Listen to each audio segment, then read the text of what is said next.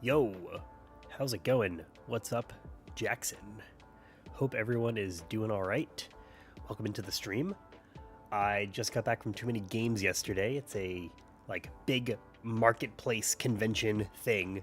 They have it it's not in Philly, but they call it Philly. It's like Oaksville or Oaks, Pennsylvania, or something like that. And that was a lot of fun. I bought a lot of stuff. I figured at some point during the stream we'll go through all the crap that I bought because I bought a lot of stuff. What's up, Drew? I bought so many games, it's actually possibly problematic.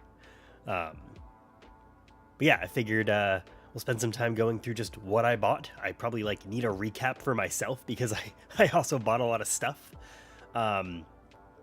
Figure we'll at some point play some video games, whether that's more Mario Kart because Mario Kart is fun to play and chat. I also, while I was at too many games, I started playing Pokemon Snap, like the N64 one, on my Switch. I never played Pokemon Snap before, and I don't know, it's kind of still pretty good. It feels like it held up pretty well. So that's kind of the broad things that I've got. The other thing, which I think specifically, Drew, you might find it of interest. I actually don't know if I can share my screen. Let's see what this looks like. I am currently also designing something for my 3D printer. Let's see. Does this... Yeah, this would work. Go back to here. Do this.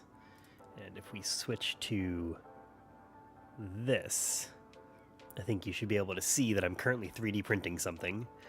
I'm 3D printing... that's not what I wanted to do. I'm 3D printing I thought it might be fun to 3D print a kind of smaller sized Game Boy that would display your cartridges for your games.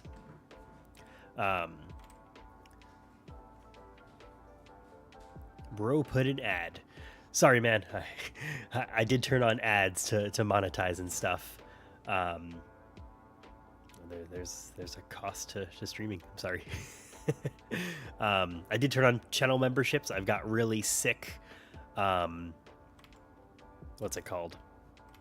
I've got cool, emoji things as part of YouTube. I got all these things. And if you, I don't know, I think if you, become a member or something, you'll be able to see them. So I thought that was kind of cool. So sorry about the ad, but it's how I gotta pay the bills or whatever. But yeah, that's kind of something I'm designing. Actually, let's see, I can change to chat and desk. Oh, my camera's not on. So there we go. This is my first iteration of it. I just printed in one color just for now. But it's I actually printed a slot up here at first to slot the cartridge in, but that slot is not the right size. So I was like, all right, I'll just keep it here and do that. I'm currently printing a multicolor one now to see how it turns out. I kind of actually made it a lot thinner because it doesn't actually need to be the same size as a real DMG. So it's half the size, half the height. And there's a little hole there so you can poke out the game, but I thought it might be a cool way to just see how it turns out. Will I be at the Southeast Game Exchange in a few weeks? I didn't know about that. Sounds kind of cool. I actually probably won't be there because in a few weeks I will either be away for a bachelor party, or right after that is basically San Diego Comic-Con, but I am going to Google this right now so I can look it up later. This is Southeast Game Exchange. South Carolina. Cool. I like their logo. It's very, very Donkey Kong, I think. Cool. I will bookmark this, though, for sure. When is it exactly? July 18th through 20th. I think that's too close to Comic-Con for me, but I will definitely think about going for next year for sure. What's up, Infinite Recursion? How are you doing? Okay, go back to this mode. So So yeah, anyone who's just recently kind of jumping in to the stream, I just got back from the convention. Too many games. I bought so many games and so many things. So yeah, we're gonna go through that maybe like in a few minutes. I got this tote bag behind me that we could grab and just pull out some random stuff. I did get some cool stuff, and some stuff was given to me, which was really super nice. You should try and jailbreak a banned Switch too. Unfortunately, there's no like exploits out really. I think like somebody was able to get like a PNG to appear on their Switch too, and that's like as far as the exploits have gone at the moment. But that is kind of like my intention with that banned Switch too, is to like keep it on a very low firmware version. I did do one firmware update, but I won't be doing any after that, and just keep it pretty much off. I think I might lend it out to a few people that want to maybe make some videos and stuff on it, but in general, it's pretty much just going to sit around and not do a whole lot of anything. And yeah, the first second that there is a jailbreak or a mod chip or something that will make Nintendo angry, I'll be there day one for sure. So that's definitely part of the plan.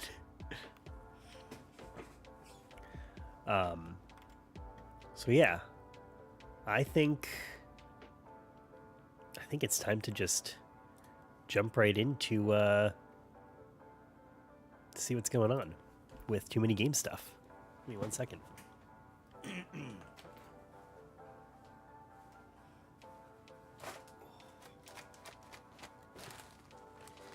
This is the huge bag of things that I've acquired over the weekend. What's up, Phil?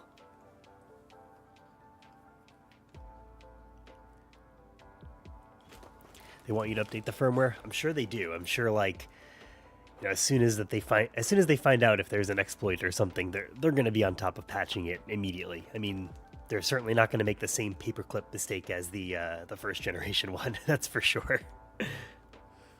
Okay, don't want to spill my water. Let's move the controller aside. Just move all this stuff aside. Then at some point I'll get up and figure out what my 3D print looks like. I did get some stuff from Wolf Den actually, so I'll have that in my my bag of stuff. All right, I think we're just gonna let's see, chat and desk. I think I'm just gonna grab bag it and just see what comes out of the bag, and we'll go through it.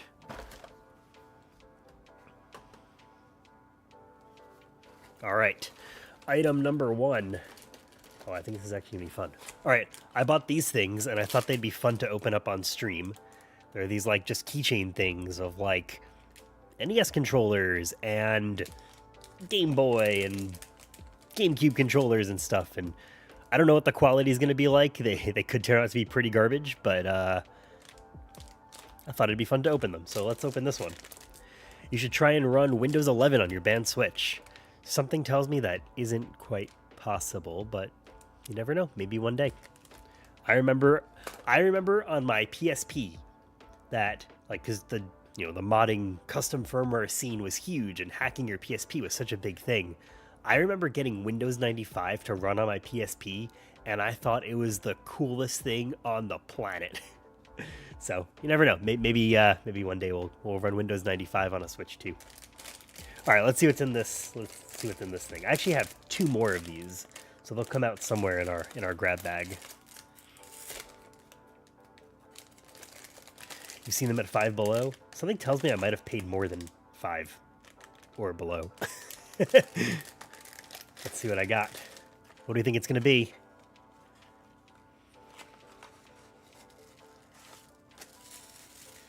It's a Game Boy Advance. That's pretty sick, actually.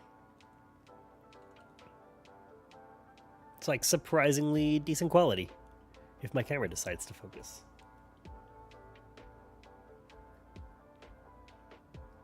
There we go. Pretty cool. Oh, the buttons actually press in a little bit.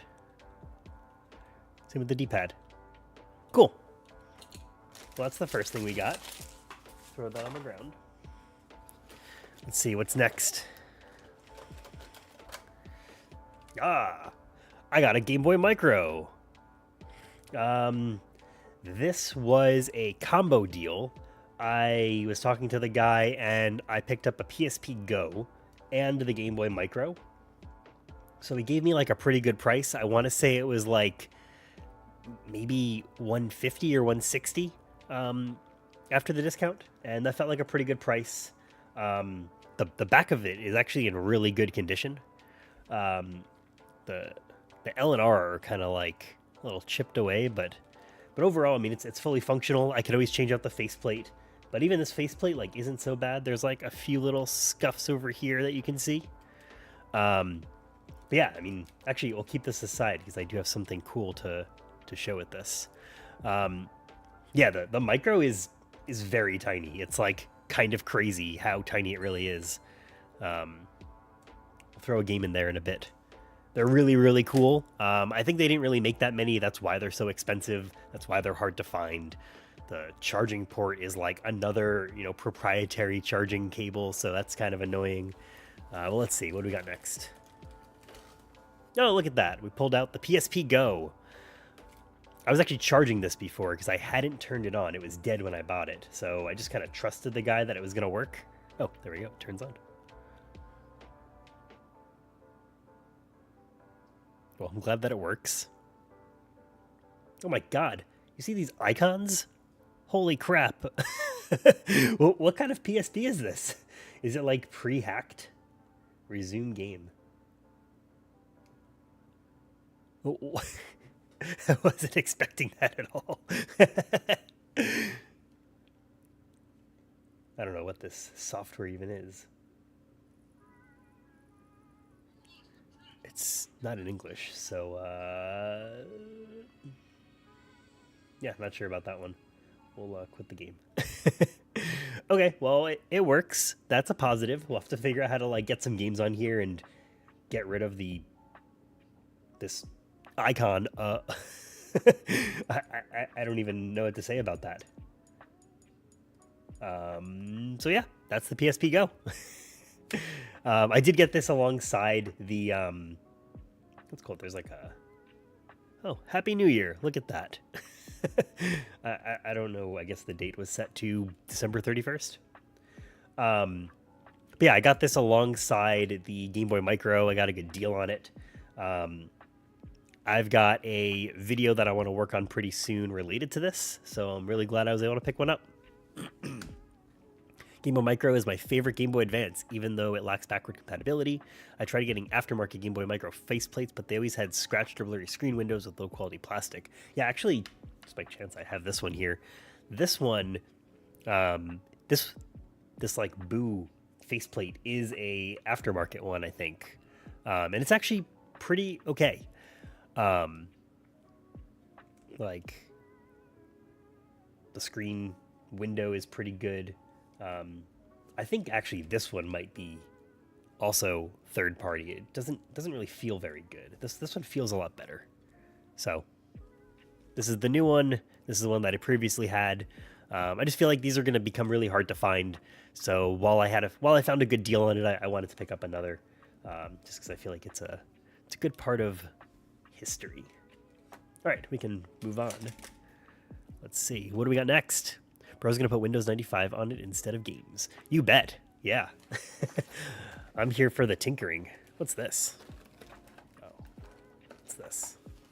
All right. We're starting with the games. I picked up Perfect Dark.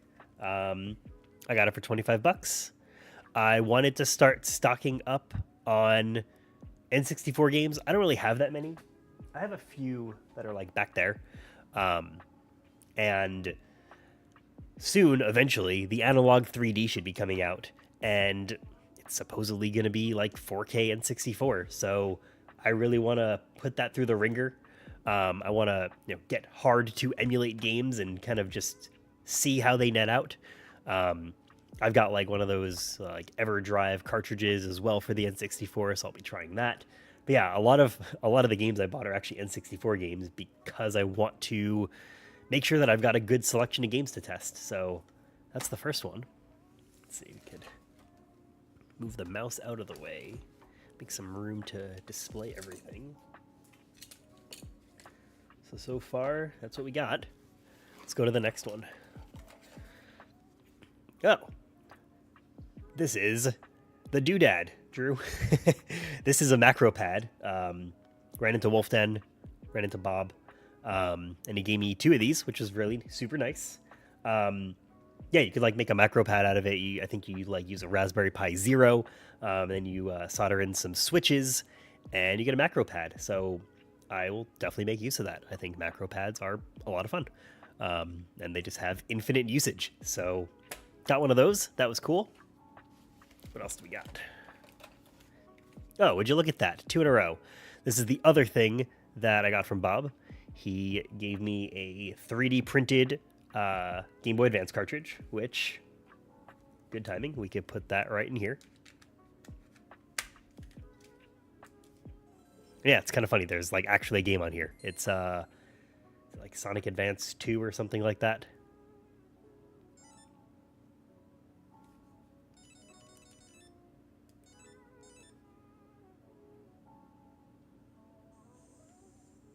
That's a little blown out because of the camera, but we'll just tilt it so you get a better angle. Yeah, Sonic Advance 2. So that's kind of cool. We got that. So yeah, that was pretty cool. Good. Turn that off. We'll put this on display over here. What's next? Perfect Dark soundtrack is good. Yeah, man, I like it. Oh, we got another one of these. All right, let's see what's in one of these backpack buddies. The only thing I hope that it's not is a duplicate. I would really like all the Game Boys. All of these are really cool. I think as long as I don't get a duplicate, I'll be happy. So let's see what we got. What do you guys think it's going to be? What are our choices again? Can be Super Nintendo, N64, GameCube controller, 3DS. Yeah, 3DS. It's kind of a funky one. Game Boy Advance, Game Boy, just another DMG, just in red. An NES controller and a DMG. All right, let's see what we get. It's another Game Boy Advance. Oh well.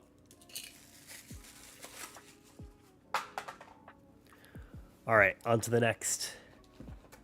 What's this? Got an N64 game. We got a camera that won't focus. I did drop this camera, so hopefully the lens didn't break.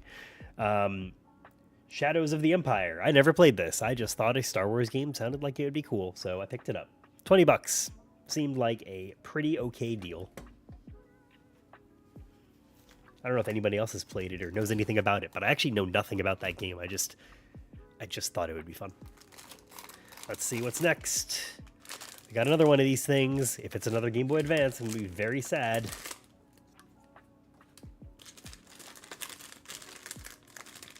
Super Nintendo controller. I hope it's something like that.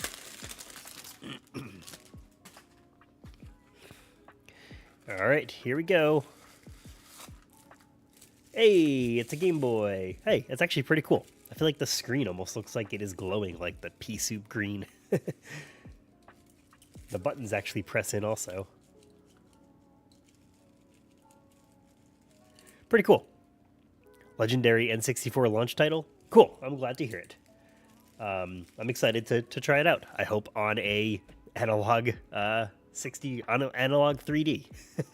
It's your favorite Star Wars game. Wow, okay, cool. That definitely makes me excited then. I'm very happy that I picked it up then. So it sounds like I won't regret it. What's next? Oh, okay. This one is cool. All right. So while I was just walking around, I came across the guy that's known for doing custom Steam Deck buttons. And I just, I think his Steam Deck buttons are super high quality. I haven't done them myself, but he's super nice about it. Like if you find him at a convention and you buy Steam Deck buttons from him, he will actually just take your Steam Deck if you have it with you and just do the button swap for you, which is pretty awesome. And I was talking to him, and he actually, I guess he was familiar with the band issue that I've ran into. And we just got to talking, and he ended up giving me this. I think if I remember correctly, he's not sure if he's going to sell these, but I think he should, because they're pretty awesome. These are actually holders for your Joy-Cons, and it's magnetic. So it's got like the magnets inside here and inside here, and then it just kind of snaps shut. And you could like put your Joy-Cons in here. So you could grab these Joy-Cons and just slot them in right here. And they're magnetic, which is cool. Like you get like a nice little snap. Doesn't really come through, but it's like a perfect fit. It's really snug in there, but not too snug. The magnets feel really good, and just keep your Joy-Cons safe, which is pretty awesome. He had one that also had some designs on it that looked really cool. I hope that he sells them because it's super well made. I think he said that he's hoping to actually get them manufactured if he goes through with it, rather than like selling a 3D print. But yeah, I think these are awesome. So it was very nice of him to give me a set. Did you buy an N64, or do you still have yours from childhood? So I didn't grow up with an N64, so a lot of these games are really brand new for me. A lot of it I'm familiar with from like emulation and stuff, but I did buy a Japanese N64 like maybe 2 years ago at this point. And I did like you just swap out like the inside of plastic piece so it becomes region free. So it'll play North America games and Japanese games. I did like a shell swap on it because the shell was gross. I could grab it later too. It's pretty cool because the transparent shell is pretty awesome. So I don't have mine from childhood because I didn't have one at childhood. I was a PlayStation kid, so I had a PlayStation 1 growing up. What do we got next? Nope, got another PCB board. So it's the same one. He gave me two, which is super nice. What do we got? Oh, I don't know. I can't help myself. I think I paid like $5 and like the game was like you roll the dice and you add up all the dice that you rolled, and depending on what you roll, you get a prize. And my prize was like 20 Pokemon cards. So we can go through the two that I picked out.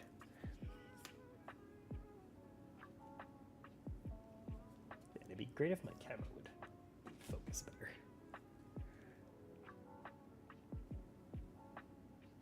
What we can actually do, we can do this. There we go. So that's the first card, a Lunala, Diagla. I'm not even familiar with any of these. Cosmoem and Cosmog. Are they all hollows? They are. Very cool. I was deprived of playing Ocarina of Time and Majora's Mask. Wouldn't say I was deprived, but I have not actually played them. I did start Ocarina of Time on the Switch, like through the N64 app, and I didn't get far enough. So, but when I did play, it was fun. Found your channel by chance when your Switch 2 got banned, and I've since been subbed. As a big gaming and handheld fan, I appreciate the content. Awesome. Thanks, man. You should try to install Windows 95 on your camera instead of the PSP. Okay. I don't know how we're going to do that. I mean, some cameras do run Android, so... What do we got here?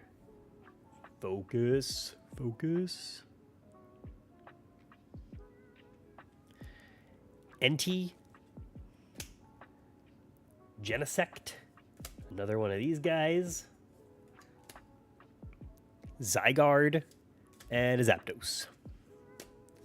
And we should have like, I think maybe 20 more cards to look through. So we'll get to those eventually. Oh, awesome. This is another good one. This is also from the guy that does the Steam Deck buttons. He's actually going to be making Switch Joy-Con button replacements, which I'm very excited for. He had like just like samples out, and he was actually color matching. I'll take out this one just to show it. He was color matching the blue and red colorways of the Joy-Cons and making button replacements for them. Even this like the screenshot button and the home button and stuff. And he color matched them extremely well. And I think it really makes the Joy-Con pop, and it's like it's still very subtle and very nuanced. I think he's going to make some other colors as well, but that's actually, I think he's actually starting up getting a website together for it.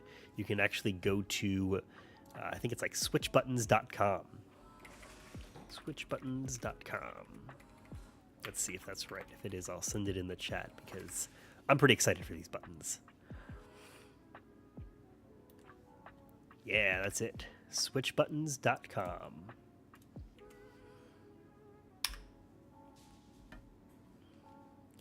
Check that out if you're interested. And I think he's like starting up a mailing list, which I think is pretty cool. But yeah, so back to these.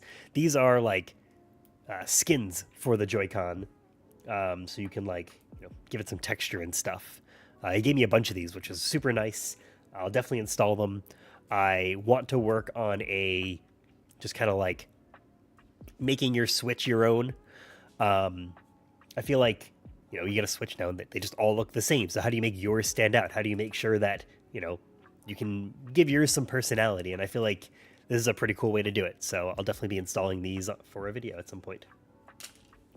It's stupid that Nintendo is only banning Switch 2s that have used the Make Switch. If the Switch 1 didn't get banned, why would they ban the Switch 2? I think it really probably just comes down to like the Switch 1 wasn't equipped to detect it. And for the Switch 2, they probably just have like a way to identify it. It's not a secret like how they've built it. I think if you do open up a Make Switch, they scratched off like the identifier for the chip, but I think people figured it out by now. There's like copycats out there that maybe eventually might get released, but who knows? So I think that they're probably just able to detect the like that, whatever. I don't know if it's considered like a system on a chip, but whatever it is that makes the Make Switch work, I'm sure they're able to detect it. So am I a fan that I got banned? Absolutely not, but just part of the job. All right, what do we got next? Oh, we got another set. It's like a different pattern, which is pretty cool. Hey, I think he gave me like 4 or 5 different patterns, so there's a lot to choose from, which I think is pretty awesome. Throw those aside. We're running out of room. I have to move this bag. I don't want to spill my water. Let's see. Put that over there. All right, we got more stuff. Here, we got 2 more of these. Kind of got like a carbon fiber look to it. Also pretty cool. I don't know which ones I'll install. So these are all of them. I think there might be one more set. So I think they're pretty awesome. I think all the patterns are really nice. I think I like these best, probably. But I think that these are also very cool. Those are nice. Been thinking of customizing my Switch too. I think these are available on Amazon. Let me double check. Let's see. The keyboard is like all crunched over to the side. These are.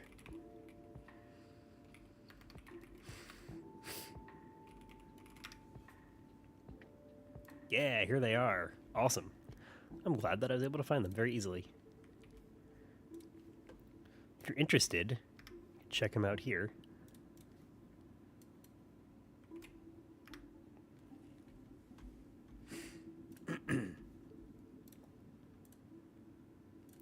So yeah, they look super cool. I haven't used them, so I can't like explicitly vouch for them, but they make really high quality Steam Deck buttons. He's been supporting those buttons for years now, yeah, I think it's going to be great. You can install them on the stream. I wasn't sure if I'd do them on this exact stream, but I do eventually want to do it, either on stream or for a video, or maybe on stream for a video. So I don't know. I'm not sure if I'll do it now. I'll have to kind of like see what the endeavor is like, but imagine if Nintendo bans the Switch 2 for customizing it. Yeah, could you imagine, the Nintendo ninjas look out for like skins on your Switch and they figure out who you are and ban you? All right, let's see what else we got. We got a bunch more stuff to go through. Nope, this is another one of those cases. This is actually the same one. Like I said, he had one that had like almost like a Zelda Tears of the Kingdom looking kind of design on them that looked really awesome. So I hope that he ends up manufacturing these, because I think that they're a really great idea. What's next? Oh, this is the big one. This is the last Game Boy Color game Game Boy game I needed for the full Pokemon collection. This was an embarrassingly expensive endeavor, but it's really good quality. The label looks really nice. To be honest, I don't know if it has a new battery or not, but I'm not too worried about that, because that's easy to do. The label is super nice. This was like $140, I want to say. I'm not particularly proud of the price, but hey, had to get it. I've been looking out for one for a while. I don't know if maybe I could have found one cheaper online, but like the fact that it was there, I could see it in person. I could like see that the label wasn't garbage. It's pretty obvious that it is like a real, legit copy of the game, not like an AliExpress version or anything like that. I never fully played through Crystal, but I kind of feel like this is the best time to do it, is with the real cartridge. So I'm pretty excited about that. I think at this point I have all of the US releases and all of the Japanese releases, so that's pretty cool. All right, we got some more stuff. Oh, yeah, I was right. There was a fifth one. This is the other style that we've got. It's like almost like a honeycomb looking style. There we go. Yeah, this one's also really cool. You got it the day it came out. That's awesome. I as a kid I had blue, red, and yellow, and I specifically remember that I traded those in so that I can get for Game Boy Advance Link to the Past. So I don't know if that's like a bad trade, but looking back on it, I wish I didn't do it. But at the time, hey, that's how I afforded games, was trading in my old ones. What else do we got? Oh, these are cool. These are magnets, and I like that it's kind of like a window of like the Game Boy screen, and then you got the Game Boy screen itself. I think there's like I think I got a peel off for it, but I think that these came out really nice, and I think that they're very cool. So I'll be putting them on the fridge.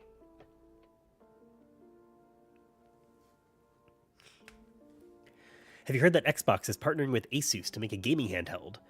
Yes. That is the Asus ROG Ally Xbox X, or whatever they're calling it. I'm pretty excited for it, though. I mean, the handles look a little bit silly, but I think it's going to be interesting. I mean, I think it could be the first Z2 Extreme processor that we see. Rashid, what's up? How's it going? Yeah, I'm pretty excited for the ROG Ally Xbox stuff that they got going on. I think Microsoft is also seemingly like going down the path of actually trying to make Windows a bit more gaming friendly.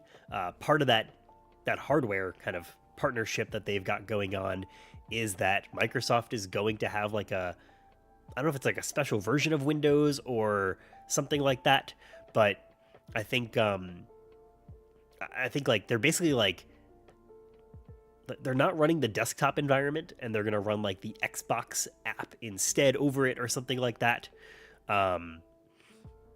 So I think it's going to be really awesome.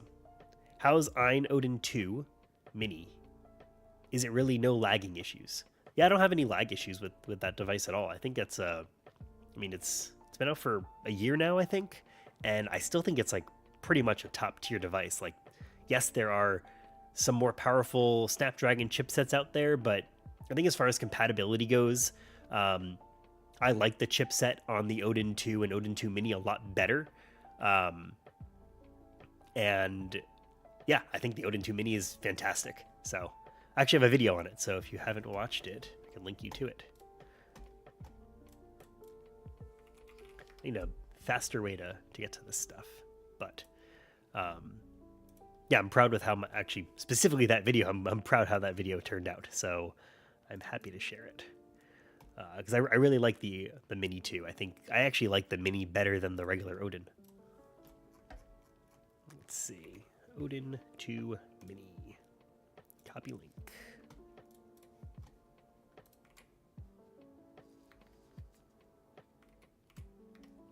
Got that in YouTube, and we'll throw that into Twitch.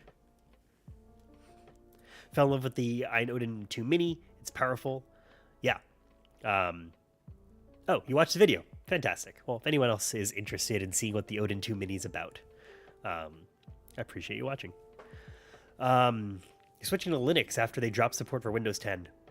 Yeah, I think that's fair. I mean, on the gaming side of things, I think that Linux is really getting up there with just being able to handle it all. I think I would personally have a hard time just with like more professional apps like the Adobe Creative Suite and stuff. And I know that there's like alternatives out there, but I think I'm just not quite ready to fully switch. I'm really like more of a Mac guy, but I do like daily drive a PC, especially for like streaming and video creation and stuff like that. All right, we got more stuff to look through though. Let's see what's next. All right, another game. This I think I actually overpaid. This is GoldenEye. I got it for $35. Even the label is like not the best quality, but it's fine. I'm like not in it for like the, you know, pristine collection aspect. I'm in it for like owning the games that I want to own. So I'm excited that I've got this now. It goes right over there. We can move on to the next. What's this?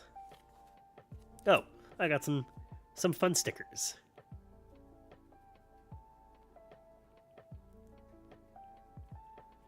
Convinced that you own every piece of tech. I'm probably fairly close. I don't know if that's a good thing or a bad thing, but what can I say? I mean, part of the reason I even started the channel was just like I had so much stuff. I'm like, what should I do with this stuff? I was like, I guess I'll start making videos about it. This is the other magnet that I got. Man, I really messed up this lens, I think, when I dropped it today, because the focus is a lot faster usually. Yeah, I thought this one was very cool as well. Another magnet. Next, got another set of Pokemon cards. We'll quickly fly through them because I don't really recognize any of these guys.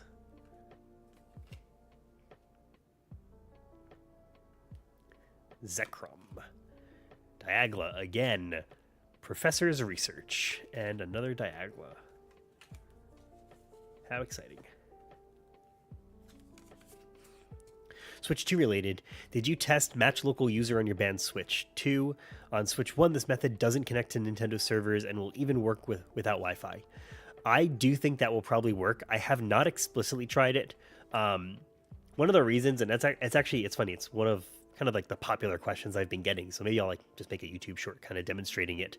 But I didn't show it because I felt like it kind of didn't fully matter a ton, because like if your Switch 2 is banned and you don't, like, let's say you traded in your original Switch for the Switch 2, like what are you supposed to do? Like it kind of doesn't matter. Like if you're lucky enough that you have a Switch 1 and a Switch 2, like maybe that's a way to do it.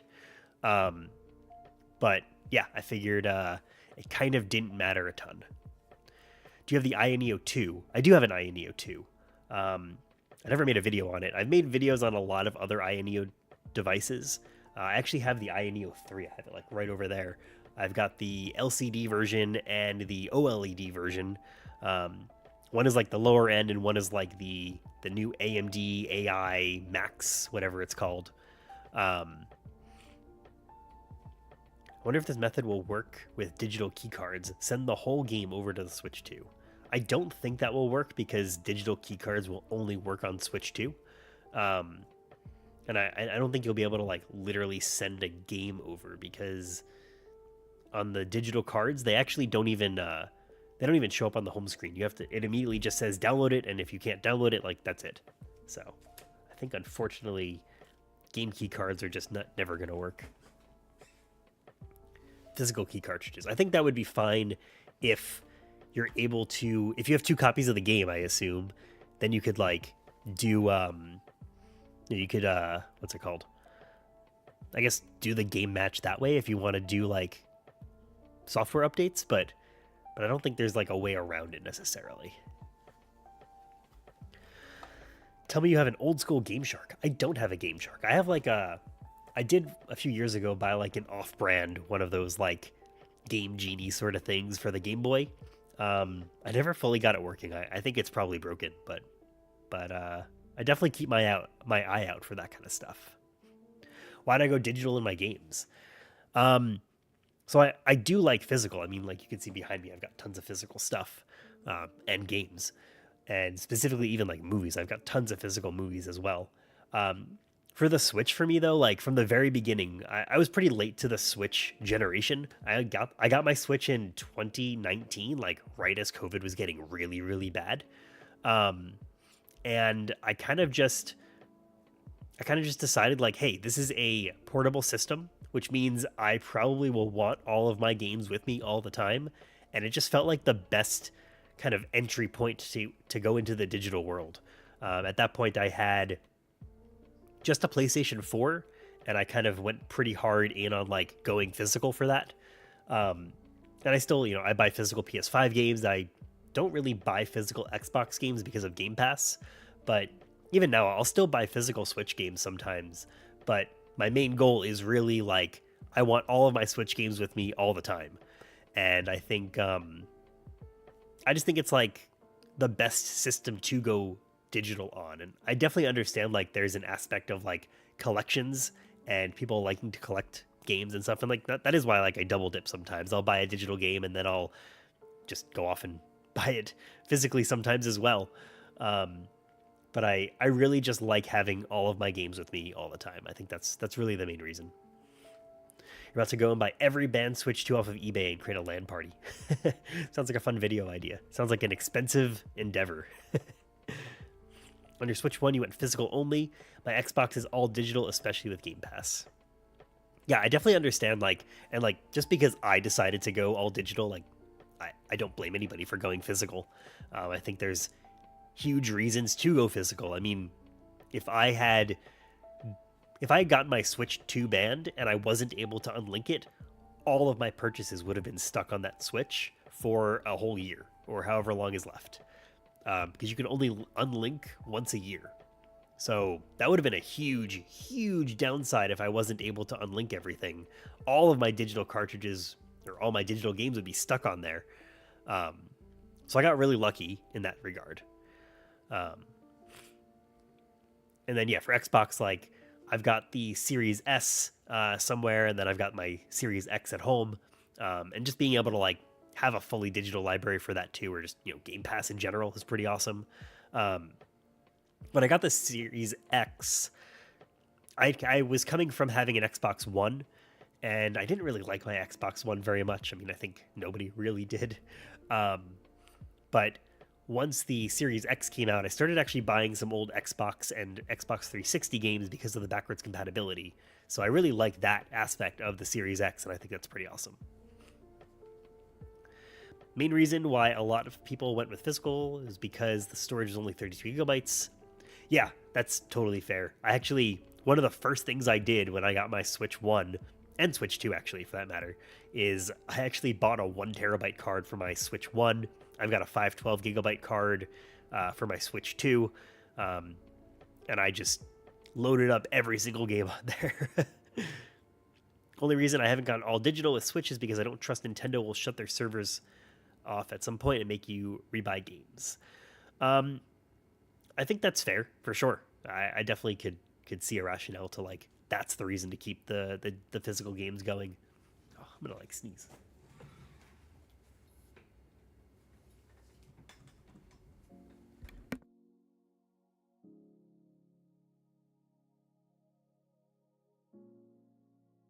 Hope I didn't catch the convention sickness. I feel like that's like a thing. Whenever you go to a convention, you just end up getting sick because there's just so many people around.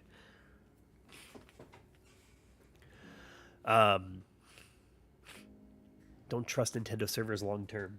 Yeah, I mean that's fair. Like look at Wii U. I mean, we had to rely on a community to bring the Wii U servers back to life. And that's going to be true for everything. I mean, Sony's probably the only one that's been pretty good about it, to be honest, which is pretty surprising. I think the Vita store is still up and running because they got so much. They just got so much backlash from people that really like the Vita still. Does the Switch 2 run off the same eShop server that Switch 1 uses? I don't know. I mean, it's a totally different app, a totally different store. I think what's shown as like featured is all different. It's possible that like it's the same underlying code base for all we know, but yeah, I think I think it is like an entirely different application essentially. Always go with 1 terabyte every time when having a hardware to make sure you have full percent storage. Hell yeah. I mean, now we can get 1.5 terabytes, which is pretty awesome. I assume we'll eventually get express micro SD cards for 1 terabyte and 1.5 terabytes and, you know, upwards of 2 terabytes, and that'll be pretty nuts. Trust Xbox more than anyone, to be honest. Still have OG Xbox games that will work on the Series X. Yeah, I actually bought, this was like a few years ago, I bought Red Dead Revolver because I was interested in playing that, and I bought it physically, and it works in the Series X, which is kind of nuts. Pretty awesome. All right, we only got a few more things to go through. I'll make them quick. Picked up Pokemon Snap. I started playing this on my Switch, actually, but I know this is like a harder to emulate game, so I thought it would be a good one to have to try out when I get the analog 3D, hopefully eventually, because we don't know anything about it. So we got that. Got another version of Pokemon Snap, just because I think like the subtle like game art on the cart is pretty awesome. I really like the label on this. Figure you don't really need to see the words because you're just taking some photos. So that was pretty fun. Pick that up. This is only $5, which is pretty cool. What else do we got? Oh, this is a big one. It got stuck back here, but it's huge. When I was at Too Many Games, I was talking to Wood from Beat 'em Ups, and he was super nice. He was like extremely ecstatic about my video like blowing up. He was super nice that like he even mentioned my video and like showed my video on the podcast and stuff from the band Switch. And this is his special edition Satisfy grip for the Switch 2. And he just gave it to me, which is pretty awesome. I actually haven't even put my Switch in it yet, so we can even just do that now.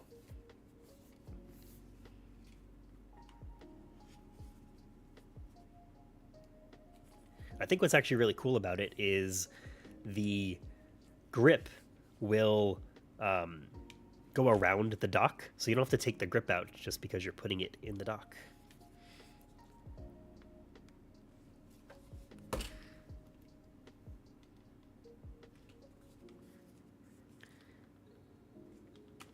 So yeah, it actually feels really good. I'm not a huge fan of grips usually, but this feels really great. Like it like adds weight to it as well, so it feels like it's very well balanced. Yeah, it feels really good. And even kind of like it makes like reaching for the buttons a little bit more comfortable too. Yeah, you can see I've been playing some Pokemon Snap. And then, yeah, you can just put it right back in the dock, and it all fits. Actually, my wires are in the way, so it's not going to fit. But that's a me problem. There we go. Sits in the dock perfectly. It's actually my my headset thing that was in the way. I remember the 3DS could play 3DS games. Also DS and Game Boy Advance games with hardware emulation. You can even play Game Boy Color games via software emulation. Yeah, I think the 3DS is pretty good about backwards compatibility because they had the Virtual Console, right? Like, same with even the Wii, right? You could play like N64 games on the Wii, which is pretty awesome. That was like a huge deal for me because I had mentioned before, I didn't grow up with a N64, so on the Wii was actually the first time I ever played Super Mario 64. Do I like the new Pokemon Snap over the old Pokemon Snap? So here's something interesting. I never played the new Pokemon Snap. I own it. I have just never played it. I really want to play it. I've heard it's actually like one of the best looking Pokemon games, like visually. And that was actually the reason I started playing the first one for N64 is I just really wanted to move into the new Pokemon Snap, but I wanted to come out with like, I wanted to go into that with the appreciation of playing the N64 version. And I'm having a lot of fun with it. That was actually like partially what I might end up doing if we end up playing some games and stuff, is maybe I'll finish up the game because I'm pretty close to the end.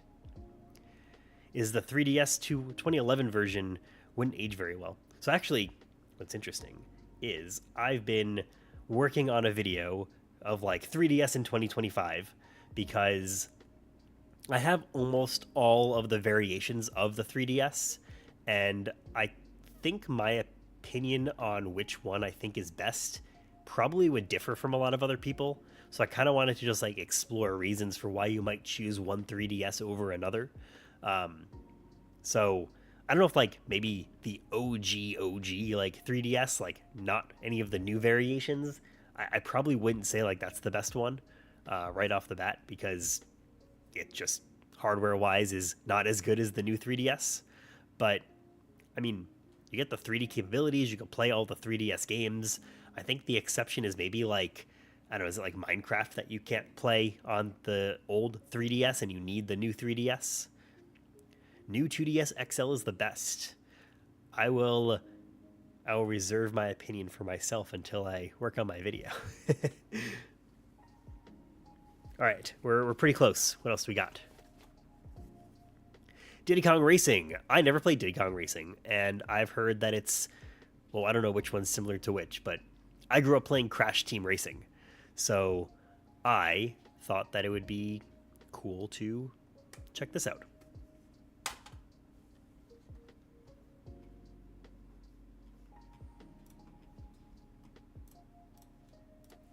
All right, we only got a few more things. More Pokemon cards. Let's see what we got. Oh, I gotta focus the camera. We got Tyranitar, Palkia, Groudon, another one of these guys, and another one of these guys.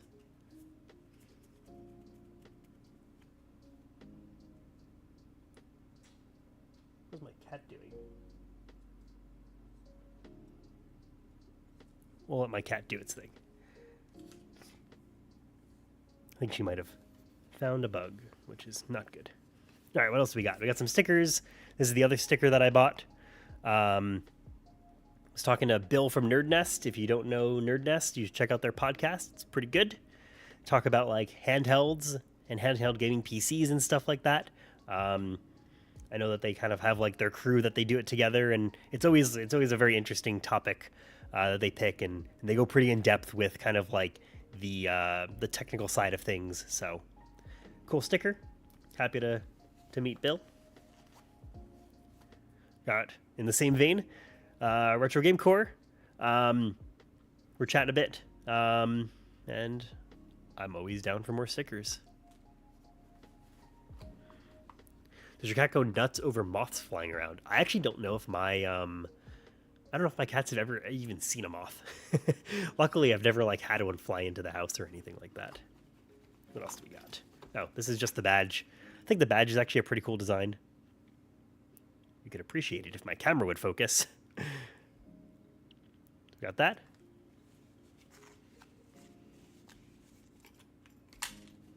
What else we got? I think, is this the last thing? Just a Game Boy Micro charger. That's it. That is too many games from too many games.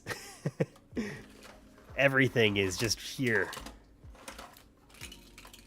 I think the Pokemon Crystal is like my my big find that I'm glad that I picked up.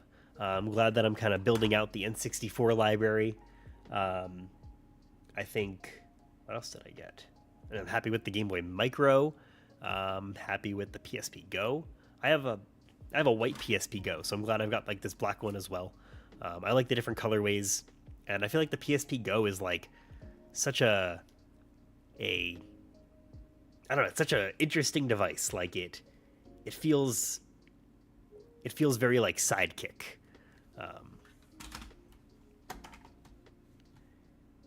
Hey, baffling design envy. I got something for you.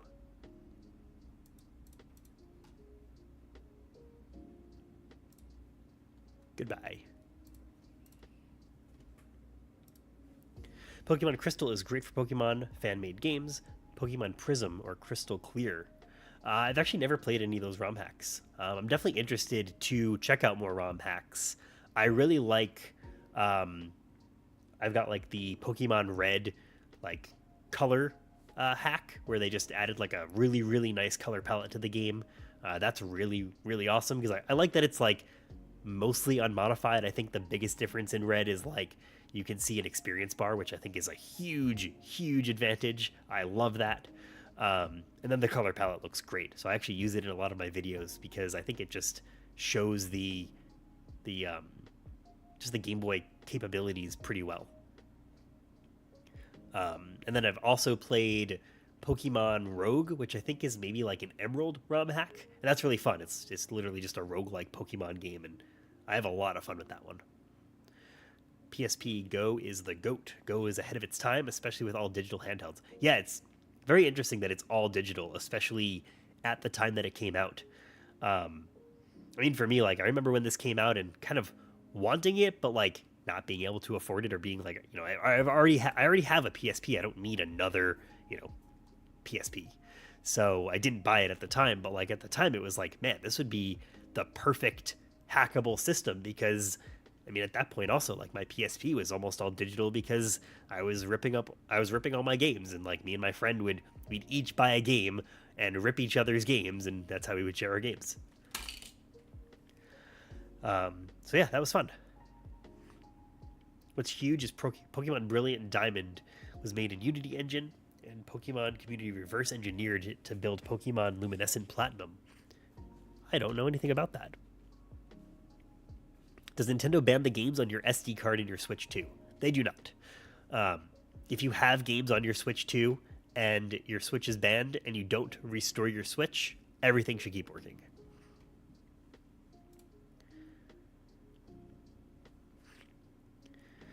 That's pretty cool about the Switch ROM hack community. I didn't realize that was a thing yet. But I bet that'll be a pretty cool thing to maybe even play like just through Yuzu or something one day. PSP and Go had weird, poorly aged charging cables. Yeah, this one is it's weird. At least like the PSP one is like a barrel charger, a barrel jack, but this is just super proprietary. It looks like they were trying to like, I don't know, match like the 30-pin cable from Apple.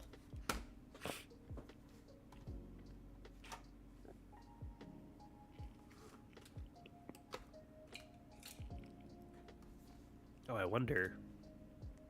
Oh, my print is done. I'll be right back. We're gonna see if this print came out well. We'll try it in my in the crystal. I'll be right back.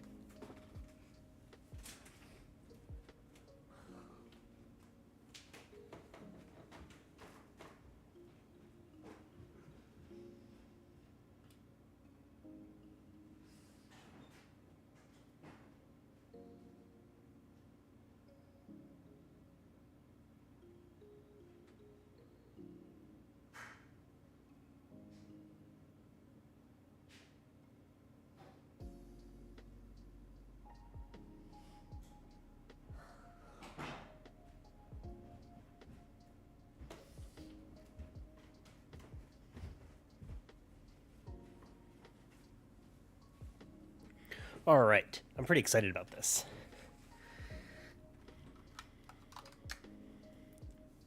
It's a GoldenEye. How much was it? GoldenEye was $35. I don't know if it's really the best price, but it was the price I paid. The label actually isn't really good quality either, so it feels like maybe it was a little bit overpriced, but that's okay. All right, this actually came out cool. I hope that it works. So the goal is like, it looks and feels, you know, Game Boy-ish. It's not to scale or anything. I actually specifically shrunk it down. And then I thought it'd be fun to like have a way to display your cartridges. So this is way too deep. I need to like make it half the size. But that would be the goal, is you can kind of just have a thing to store your cartridges in and kind of display it. And then put like a hole in the back so you could like push the game out, but I guess you don't really need that because it's a little bit loose. So I probably need to make this a little bit smaller, this area, because it's moving around. It's too deep for sure. And then this hole is like pretty useless. So I have to like make more of like a mechanism so you could push the game out easier. But I kind of like how this is coming along. So, I mean, obviously the colors are not right either. Games won't fall out if you nudge the shelf. Actually, it seems like it's pretty stable. I mean, you know, it's going to fall out if you tilt it, but my goal is to make this like definitely a little bit of a tighter fit. This is just like technically my second iteration. This is number 1, and I just did like I half made the Game Boy. I actually did this one to scale, and I thought that the scaling was just wrong. It just didn't feel right. So got this one, and I'm really happy with this one actually. I think the dual color print came out really well. Maybe I'll even like add something to the back of it or something like that. But yeah, I think this is pretty cool. There you go. There's your answer. Games will fall out. So that's the second iteration. I'll work on iteration number 2 later. I think I have in my cart a bunch of different colors. I was gonna like maybe make this area here like the pea soup green, and then I've got like that maroon color for the buttons, and then I have to figure out like if I should make the Game Boy gray or like beige-ish. I have to find like the right what's the word? The right filament. So, and I mean, I could also do like several colors too, which would be cool. Would like to see you put Pokemon Pinball. That cartridge is huge. Yeah, it definitely won't fit that. I actually, I specifically sized it for Game Boy cartridges, so that won't work, unfortunately. Are you friends with Retro Game Core? We chat. I think just being kind of like all part of the same like handheld community is pretty awesome. So like, you know, whether it's him or, you know, like a bunch of other people that are in the community, like everyone has been super friendly and super welcoming, and like there's always new people on the scene, and I think it's pretty unique and pretty awesome that like there is a community of YouTubers that do kind of all the same thing, and we are kind of just like, you know, looking out for each other, and I think that's pretty awesome. Thanks for hanging out, Jackson. I'll see you next time. What's your current favorite and go-to handheld of all time? Of all current ones, sorry, I misread. Like Deck, Switch 2, Neo. That's a really good question. I think like, where is it? My desk is such a mess from all this stuff. I'm currently working on a video. I filmed like the A-roll today. I gotta do B-roll tomorrow. I'm looking at the Retroid Pocket Classic. This is the Sega Saturn edition, and I have the Pokemon edition, and I am loving the Pokemon edition. This one's cool. Like, there's nothing bad to say about it. I find it hard to adapt my brain to use ABC, XYZ for like every game. This is awesome if you want to like, go through the Sega Saturn library. But I'm finding the Pokemon edition of this, the 4-button ABXY layout, just amazing. I think it's a really good value. You could pick it up for like $120, and I think that's pretty good considering it's pretty powerful. My answer would be wait for Xbox handheld or get Xbox LIX. Yeah, I think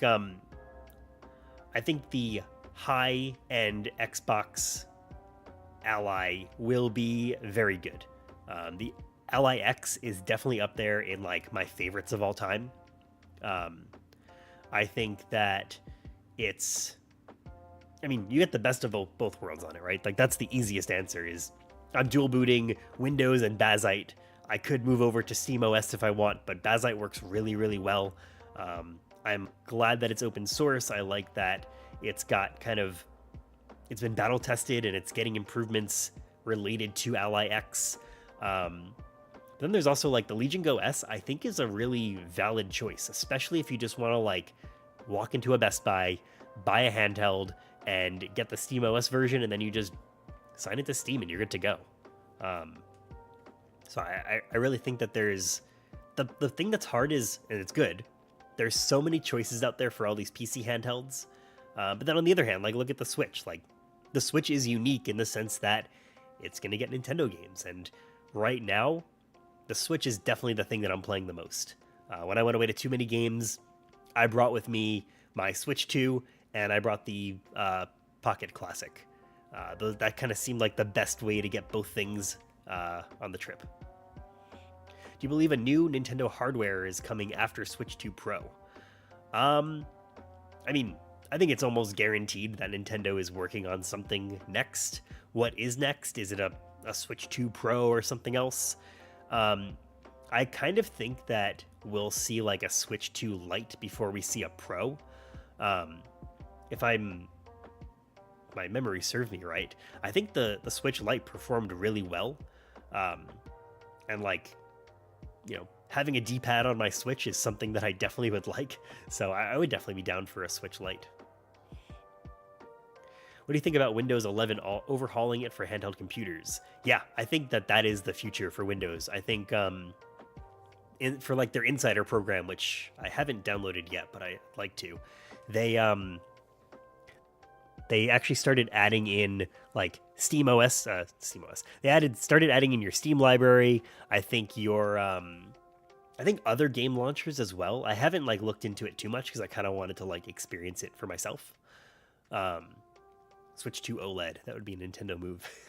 I think I don't know. I mean, the reason for a Switch 1 OLED made a lot of sense. Like that was really old LCD technology that we were seeing in there, and the Switch 1 really didn't look very good in handheld. It didn't age well at all. So the OLED made a huge difference. I think the LCD in the Switch 2 is really, really good. I know that there's like the ghosting problems and stuff. I haven't personally experienced any of that.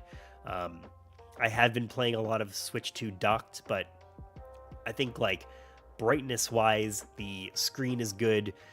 I'm assuming that they can probably fix the ghosting through some firmware updates, although I'm like, don't quote me on it. I haven't like dove into the complexities of the ghosting issue. But my understanding is that like it might not even be present on everybody's Switch. It's just dependent on like which screen variation you ended up getting from the factory.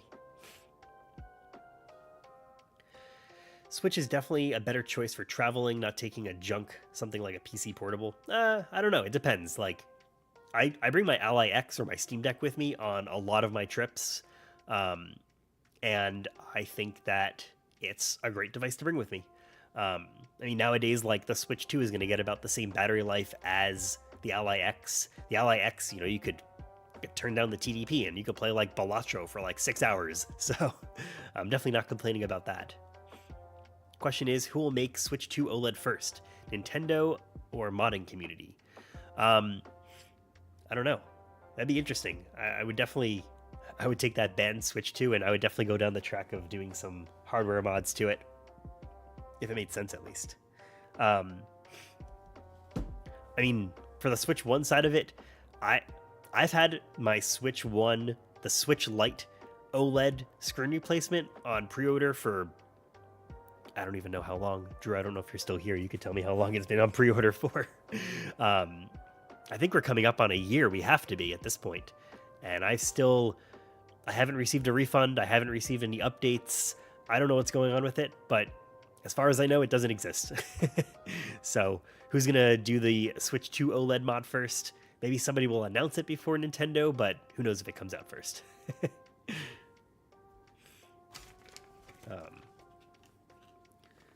So yeah, that is what's going on. A general question I have for you guys is if the stream quality looks good, because I upped the bitrate and I'm curious if it turned out well. I think that's a good thing to know. Maybe Switch got jealous of Steam Deck, so it upgraded to 2. I mean, look at what the Switch 2 can do now. I mean, it could play pretty much everything the Steam Deck can play. I mean, we're gonna get Elden Ring on Switch 2. I think that's pretty awesome. I think there's definitely a lot of like debate or question around, is the Switch 2 as powerful as like an actual console, or is it more or less powerful than a Steam Deck? It's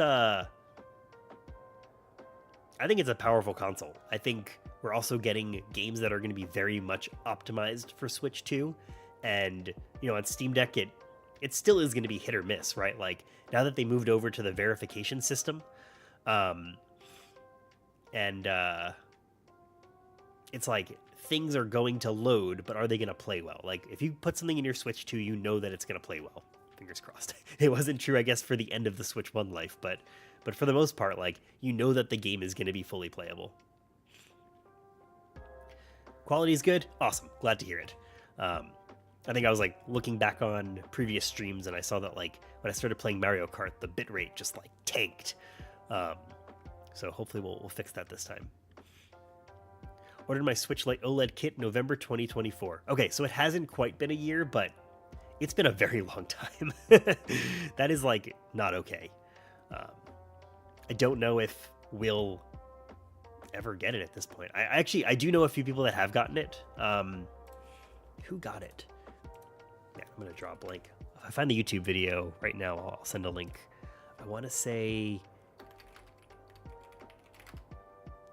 Switch Lite OLED.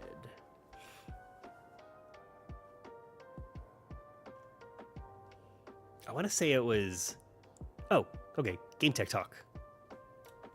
I'll share his video.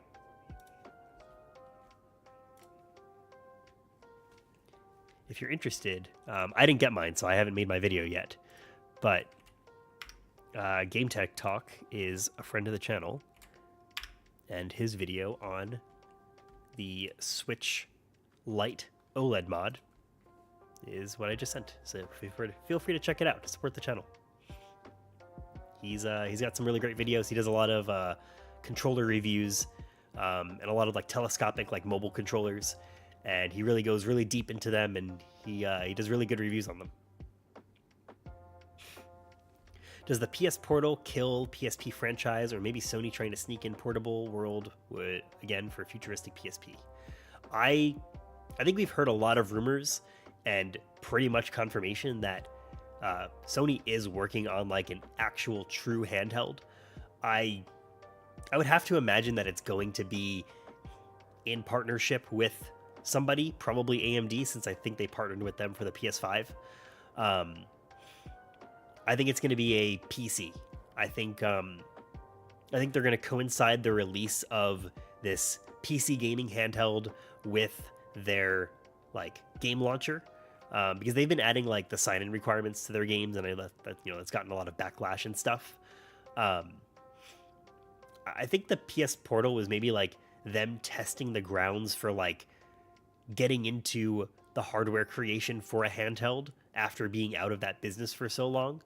So I think for them that was like a proof of concept, like a way to like test the market. Like, will people buy it for $200? I mean, I think it's pretty certain that a new PSP, like an actual standalone handheld from Sony, would be way more expensive. But my other guess is that they're probably going to wait and see how much the ROG Ally Xbox version is going to be. Like, will Microsoft subsidize that? They probably should. I mean, you're going to be getting this Xbox-specific variation of Windows. You're probably going to want to subscribe to Game Pass. It's going to be a Game Pass machine. I would have to imagine that they have to subsidize the price of that.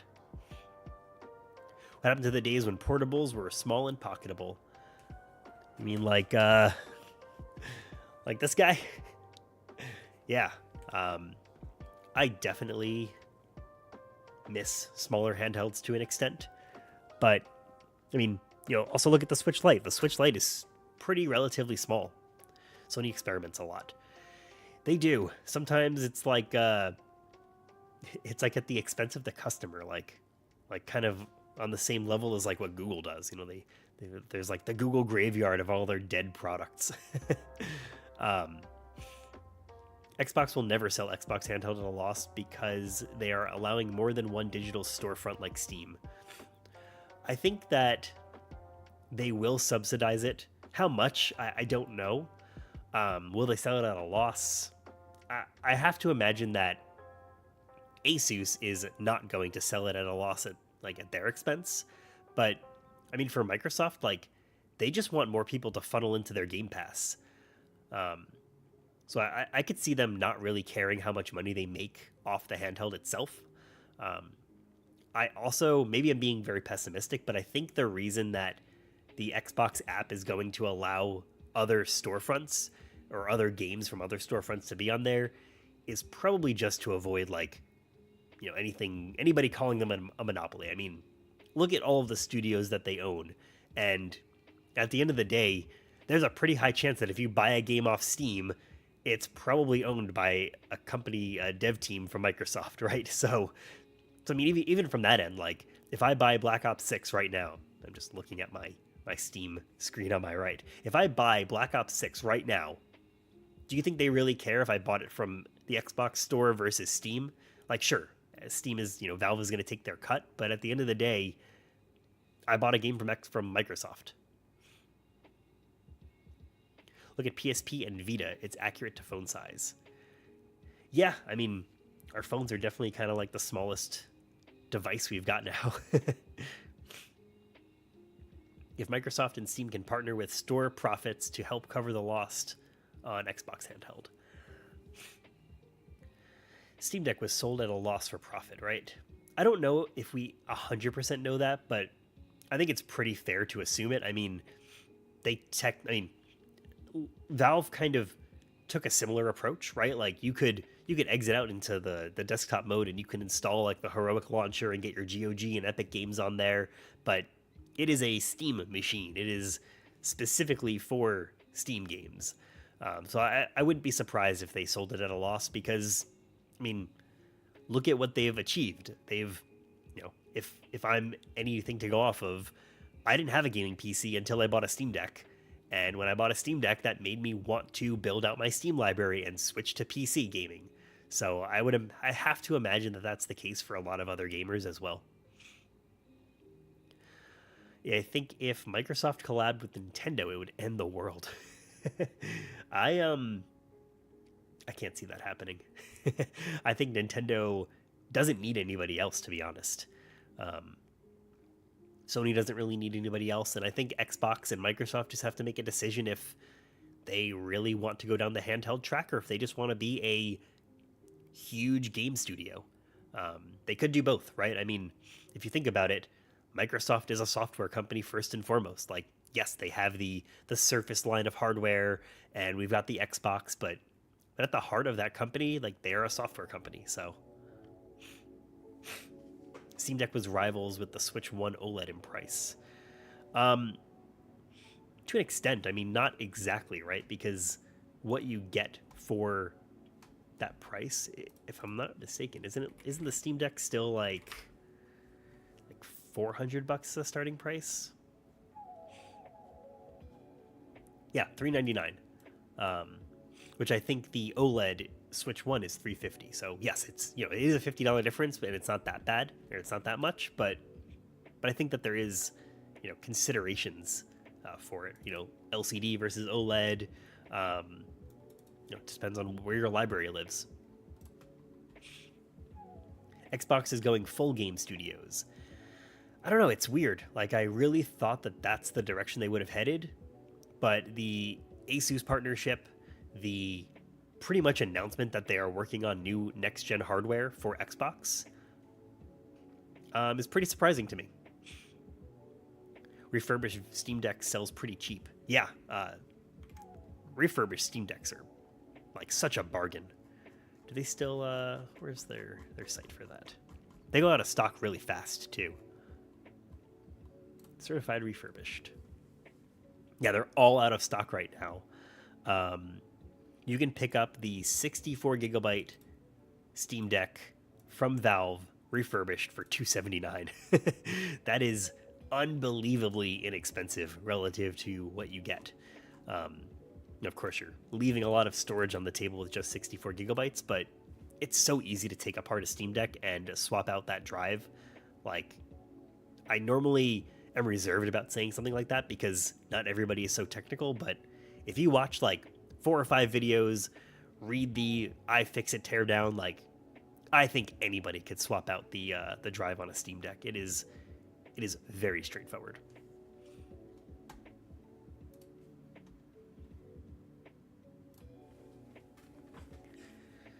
Got a jet, need to walk the dog. Hop back into some Mario Kart if you get that going. I do want to play some Mario Kart, so if you come back and we're not playing, give me a reminder and I'll jump into some Mario Kart. But thanks for hanging out, Drew. Talk to you later. Or I'll see you in a bit. I do want to clean up my desk so we could get into some gaming if we'd like. You know what I wish? Oh, dropping all this stuff. I wish I knew more about how I can get some cool stuff into the YouTube chat. Like I have this whole like bot that works on Twitch really well, but I can't get it working on YouTube. Like we should be able to do things like polls and video commands and stuff like that, but nothing works. Oh, it did work. Hell yeah. Okay. my bot is a little bit broken because it just shows us the current video, but that's awesome. What else? Does this one work? Keyboard. Ah, very cool. I'm really excited. I had a really hard time getting that Stream Elements bot to work, so I'm really glad that it does. I'm happy to see that. All right, I'm gonna quickly clean up some of this stuff, and then I'll have more space. But I do want to figure out what game we should play. I'm really enjoying chatting, so I want to keep chatting. But I figure we could game at the same time. Did I buy the D-Brand? I did not buy the D-Brand Switch case. It's like the kill switch, right? I know it had some issues, and I know that D-Brand did kind of backtrack their original statement, and they are going to send replacements to everybody, which I think is great. I really had no kind of like hesitation in thinking that D-Brand would do the right thing. I mean, their initial statement was very disjointed and didn't sound right, but I'm glad that they realized that that wasn't the right thing to do, and they decided to, you know, do what's right for the customer. I think that is an important thing to do. Throw all this garbage.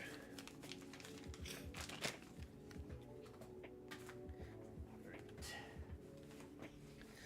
Put everything back in the tote bag. Could watch everything disappear. All of our N64 games, if we ever get the analog 3D.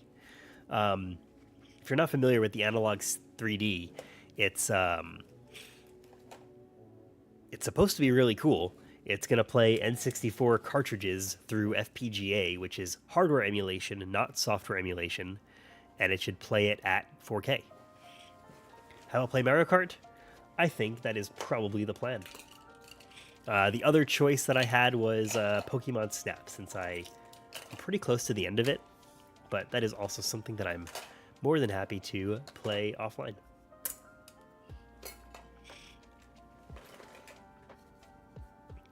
We'll keep this out. We'll keep this out. Let's see. I think this does look pretty cool. I'm happy with like the general aesthetic of it. I'll have to order the right filament and give it another go. Let's see.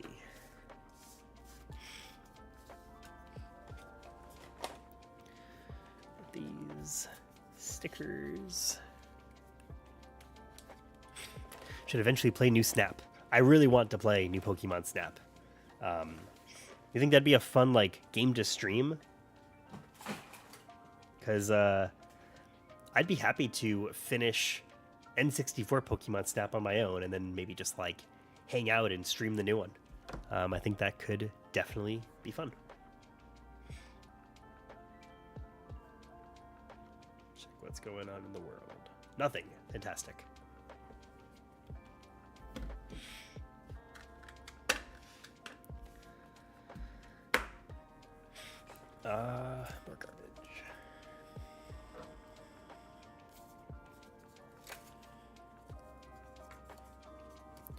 My dog photos keep falling. This is Chewie. He's a Samoyed. He's named after Chewbacca.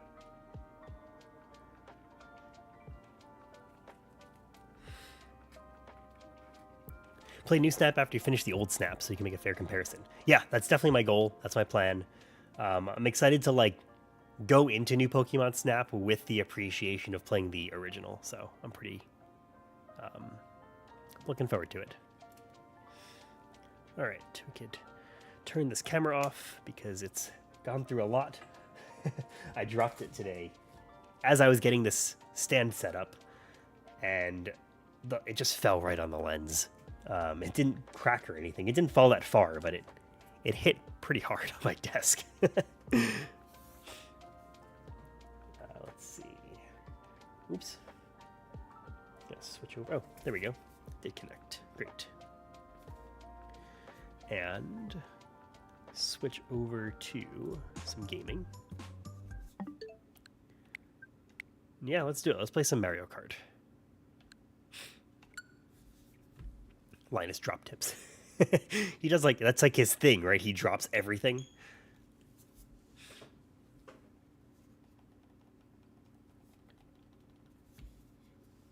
I'll start up a lobby in case anybody would like to join.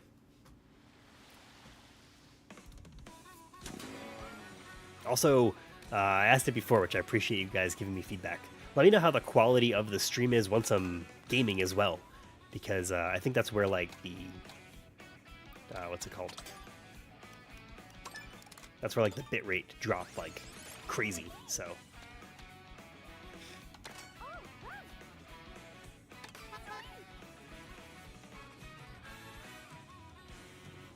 Man is the Canadian version of Butterfingers.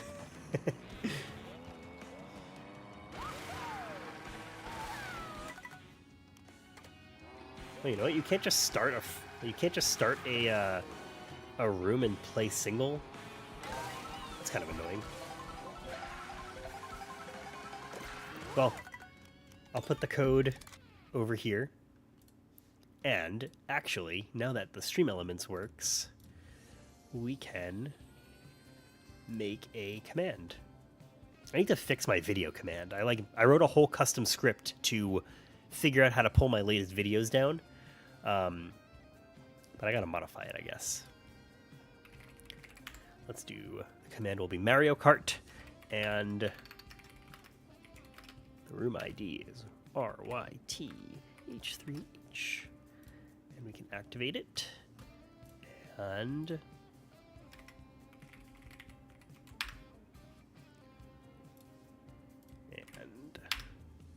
hell yeah, it worked. Very cool. What do you rate this game out of 10?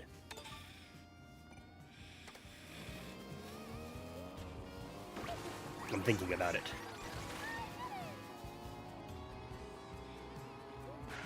I feel like pretty high. Like, if there's not a specific number that I can give it, the answer is it is a high rating.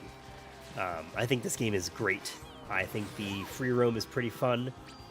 I like the exploration aspect of things.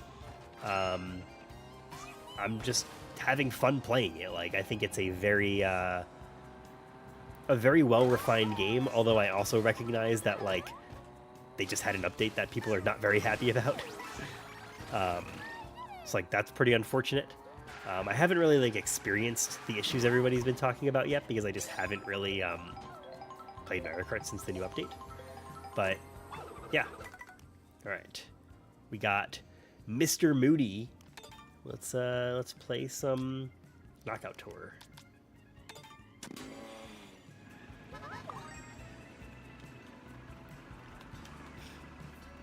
Don't own a Switch 2, so won't be joining. That's okay.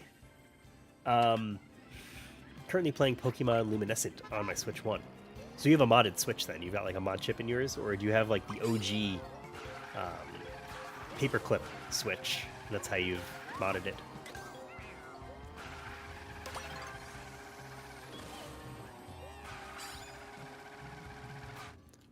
I actually have a mod chip Switch Lite and I actually bought it from AliExpress with the mod chip installed. It was really cheap. It was either like 120 or 150 bucks, and that just felt like a really solid deal, even if the Switch was like slightly used or whatever it was. So I do have a Switch Lite that's modded, but to be honest, I don't really use it very much, if at all. It's definitely not even charged.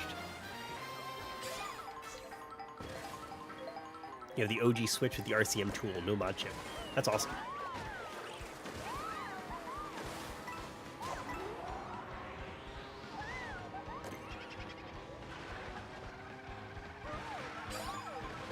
Oh, you got two Switches. One is modded and one is not modded. That's a pretty good way to do it, though. Like, at least you can still take advantage of everything online and offline and, you know, do that whole thing.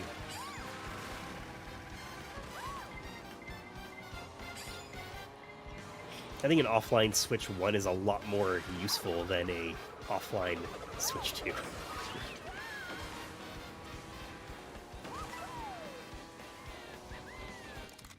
Oh no. Why did that happen? What's funny is I noticed like the CPU like disappeared for a second.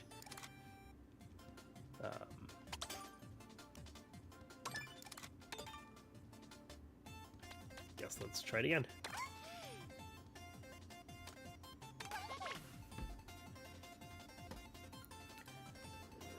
Sorry about the disconnect. I don't know why that would happen. But I guess we have to update the room code.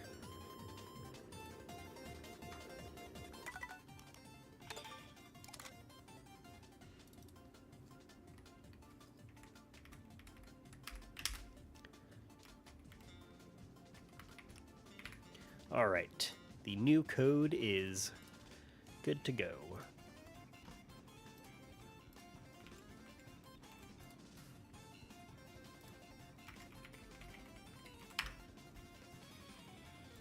Try it in YouTube chat. Is it gonna work? Yeah, awesome. Are you excited about the new Donkey Kong? You bet I am. I am definitely going to pick that up. I'll be playing it day one for sure.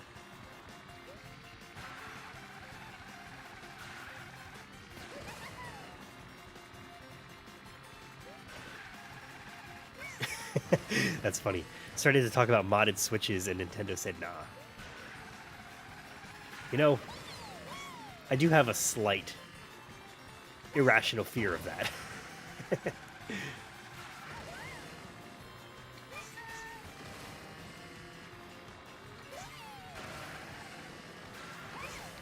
Nobody is joining. I'll just start like a rando game.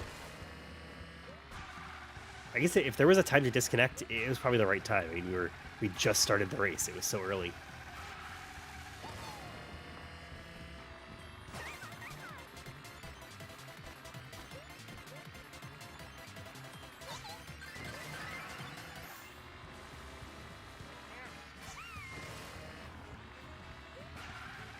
Nintendo doesn't play. They do not. They take their property very seriously, as we've learned.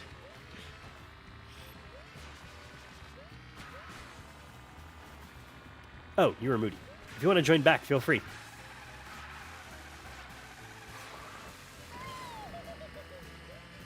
If not, that is also all right with me. My modded Switch has never connected to Wi-Fi. I use my non-modded Switch to match the game version. Okay. So then that's pretty much like a guarantee that that's how it's going to work for Switch 2 then. If you are banned or you're planning to have an offline-only Switch 2, that should probably keep working, but I don't know about Switch 2 games and like the version match. That's something that, I mean, I'm not quite willing to try two Switches.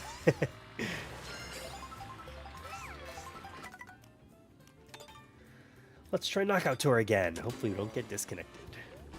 And the stream seems fine. I have no dropped frames, so must have been Nintendo servers.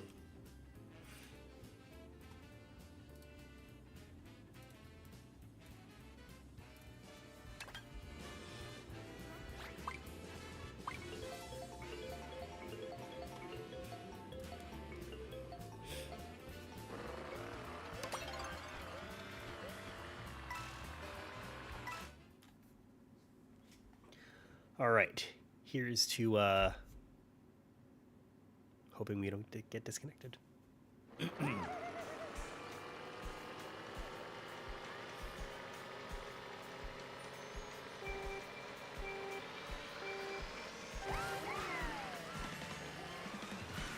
Yeah, I don't remember who asked before about like just my thoughts on kind of rating Mario Kart World. Knockout Tour is by far the most fun mode of Mario Kart ever, I think. But I mean, there are definitely things that I don't love about this game. Like, I think the coin, like, there are too many coins in this game.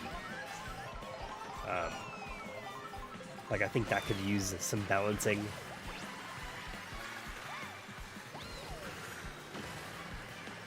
Like right now, like look how many coins are out there. Like, there's just so many items that give you just so many coins. You just don't need it.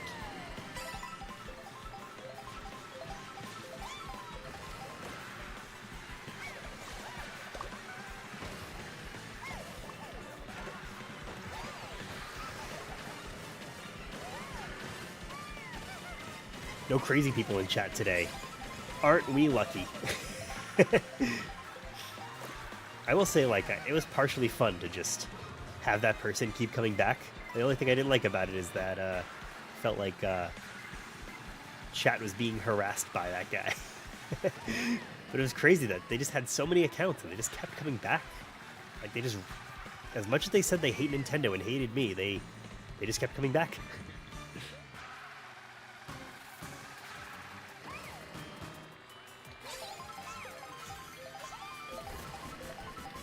Mr. Moody coming after you. What do I mean by crazy people? Last stream, what was it? It was last Tuesday or Wednesday that I streamed, and there is this one guy, maybe two guys, and they just kept coming into chat and just kept like saying shit, and it was just like, it was just a lot, because like usually like you get somebody in chat who's like being an asshole or whatever, you get rid of them. My other problem is that my keyboard stopped working, and that was like causing some bugs on the YouTube like moderation side of things, and like was having a really hard time banning people. So this guy that I was trying to ban, I just kept having to time him out, but then he would just open up another account anyway, so it like kind of didn't matter. And it was like a good 45 minutes. So that was an adventure.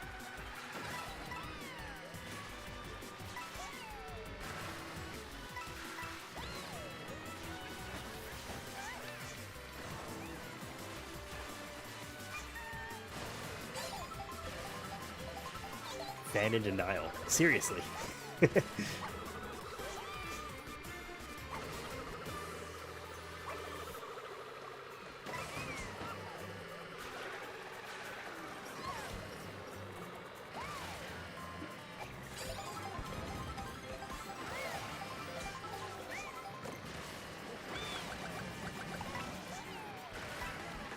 Man, it's a good recovery.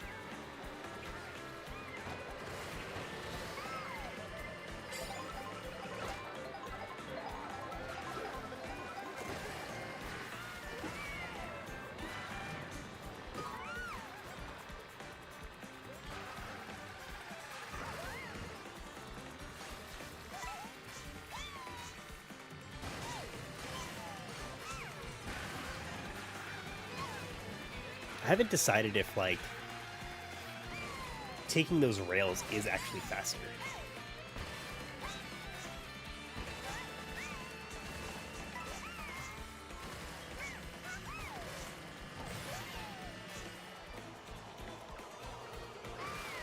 Ban evasion by switching accounts. YouTube needs an IP ban. Yeah, they kind of do, especially because, like, it is pretty accepted that you will have multiple YouTube accounts, especially, like, if you have, like, let's say you have multiple YouTube channels even, right? Like, having multiple YouTube accounts is, like, a normal thing.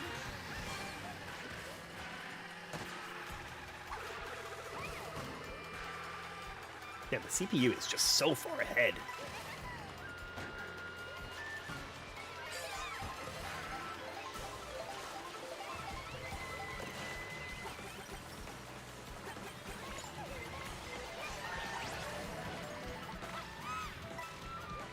Maybe that blue shell will do something.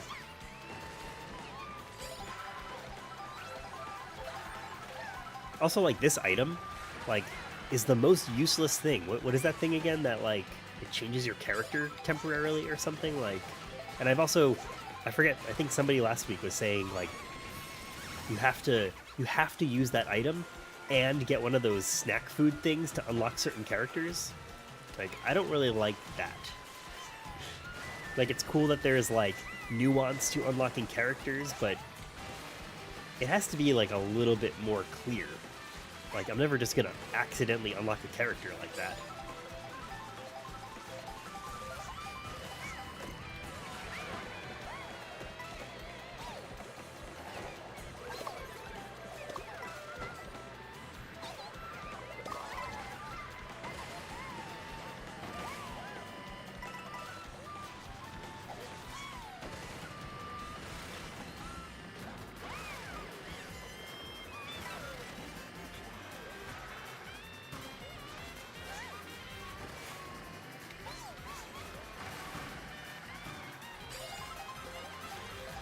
Alright, we're doing okay.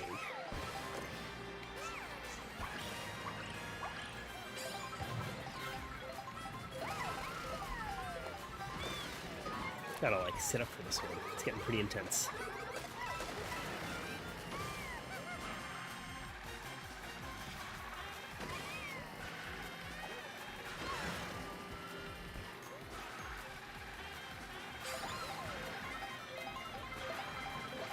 I want to read chat at the same time, but it seems very dangerous to read and drive.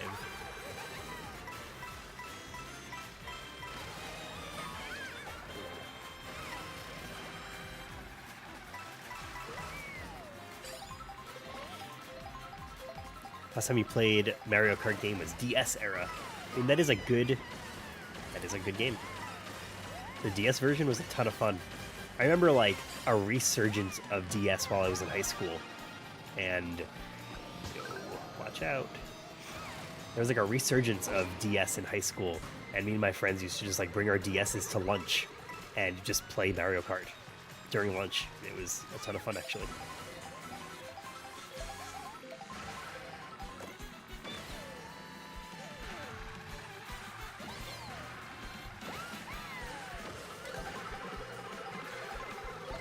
Whoa, man. Oh, man. Things are getting close. CPU with their shortcuts. Damn.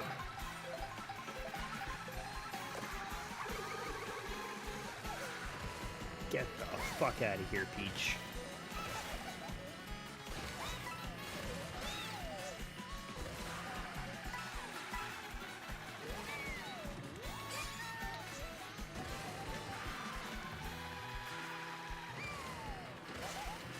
Oh, you're out. I probably screwed you over at the end when I ran you over. That probably was, like, a little bit brutal on my end.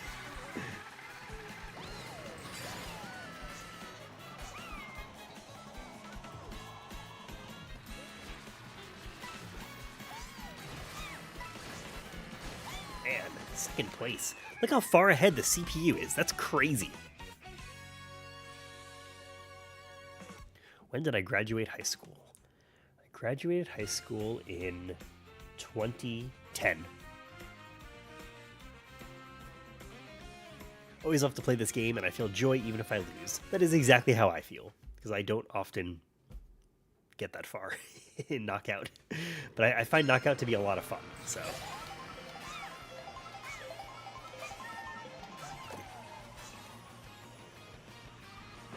Let's do some races.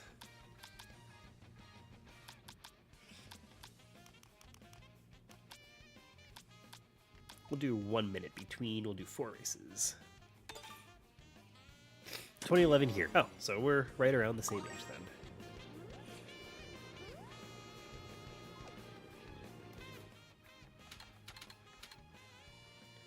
Okay, so this is what it is, right? It's like you can't really choose random or something, right? Like you end up choosing random and it randomly chooses something based on like the selection or something, right? Like that's what the new Mario Kart changes that everybody's unhappy about, which I can understand. Like I want random to be truly random.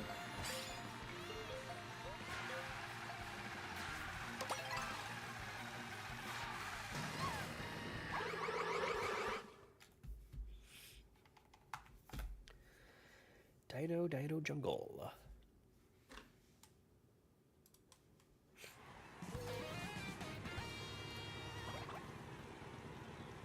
Welcome back, Jackson.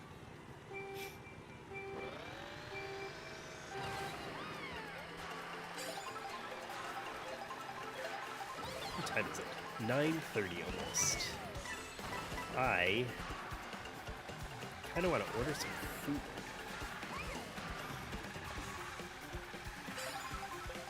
What kind of food I should order?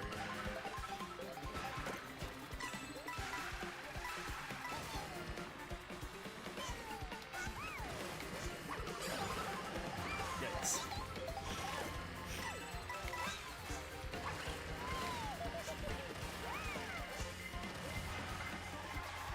Oh, I see some lag. I wonder if it's on my end.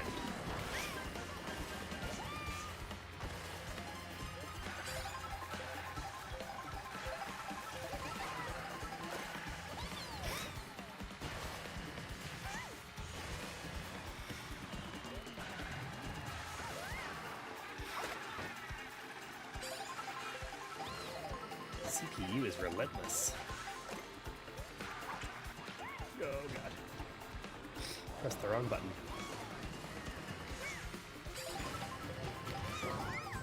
What the? That wasn't fair. Stream lagged out? Uh-oh. It says I didn't drop any frames.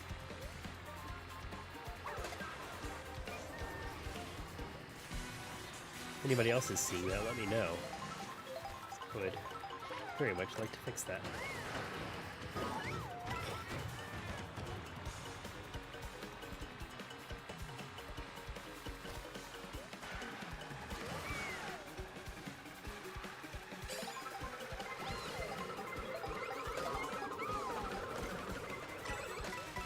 Ooh, I got very lucky with that one.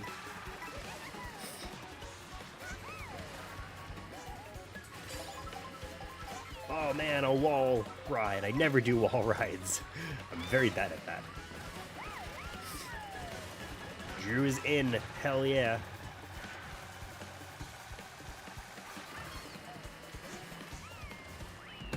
Oof.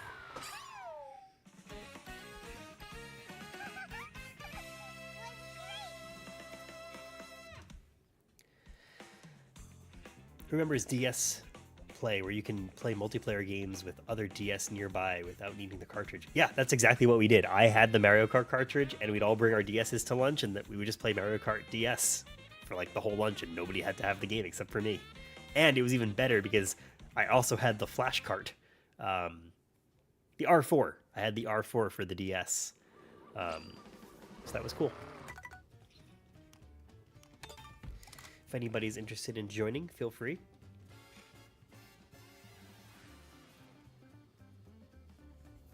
I hope this game, it wouldn't be Mario Kart Tour all over again. You know, I never played Tour. I've only played like the remastered maps they did on 8 with the expansion pass. A mobile game just really didn't interest me at all. Like really at all. I did play Mario Run for a little bit, but like very barely. I played it when it like wasn't even free. I think they eventually made it free, and I did buy it because I wanted to try it. That was very much pre-doing YouTube and stuff. I was living in California at the time when that game came out, I remember.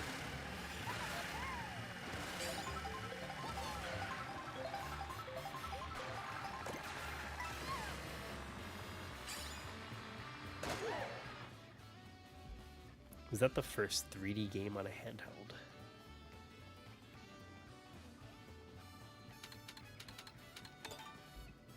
Is that related to something we're talking about or something in chat? Come on, more costumes.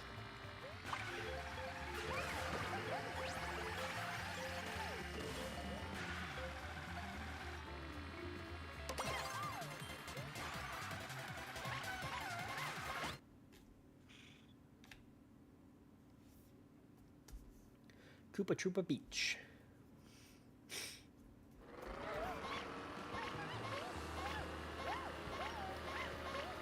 Not the first 3D game on a handheld. Was it? Did the DS come out? Did it launch before the PSP? They were announced around the same time, right? Shiny Moo, thank you for hanging out. I hope I'll see you next time.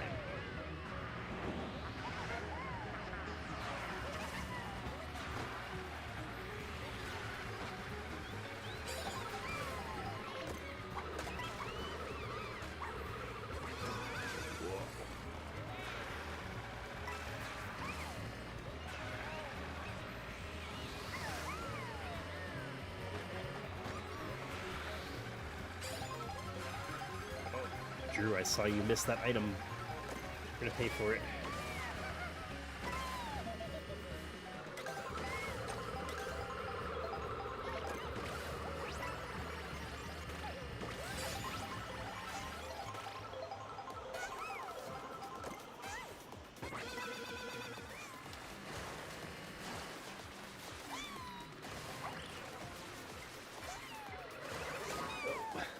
I know you can jump over the red shells. I just haven't really successfully done it ever.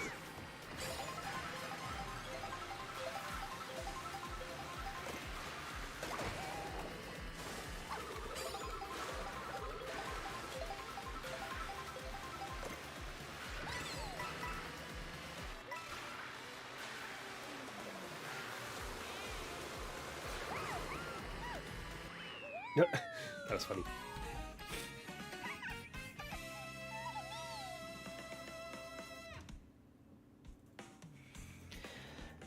See ya, Phil. Thanks for hanging out again. Hope to see you next time.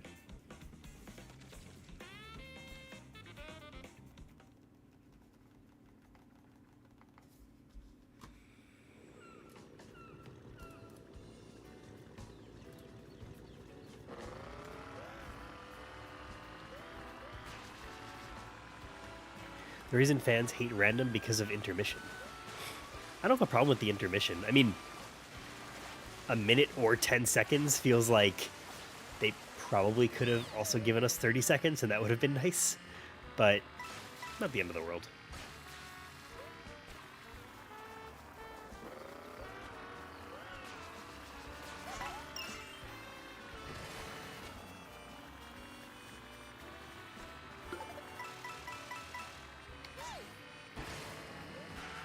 I like that, like, I don't mind the 1 minute between. Oh, you're just saying bye to Mutang. Hell yeah. Glad you're sticking around. I don't mind the intermission because, like, I do think it's fun to just casually drive around. And I like that there is at least some stuff that you can gain while you're in this lobby. Like, I wish there was more, like, all the regular events were also here. But at least there's, like, some benefit in casually driving around.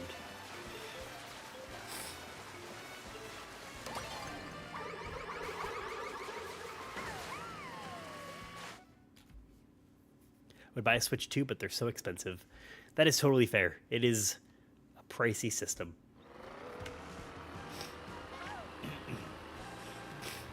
I do think it's totally reasonable to, like, if you have a Switch 1, to like wait for a good deal from trade-ins from GameStop, and like that's a great way to get a Switch. Is to take advantage of good trade-in values.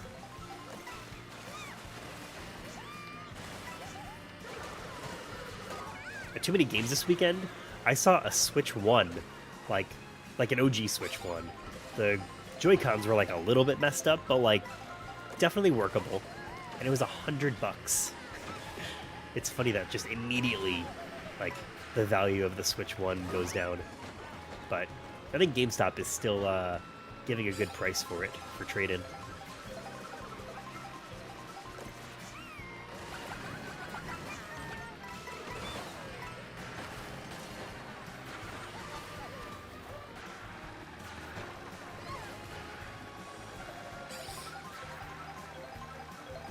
I think the other, like, I mean, it's not a good rationale because, like, it doesn't change how expensive it is, but, like, a huge benefit of, like, choosing to shell the money up front, like, now, would just be if, like, Mario Kart World is, like, what you're very much wanting to play, just because you end up getting the game for $50.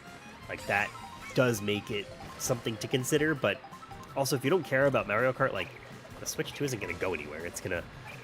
There's going to be Black Friday bundles and stuff eventually, so I think it's definitely reasonable to, like, not pick one up immediately, especially if Mario Kart isn't, like, your primary focus.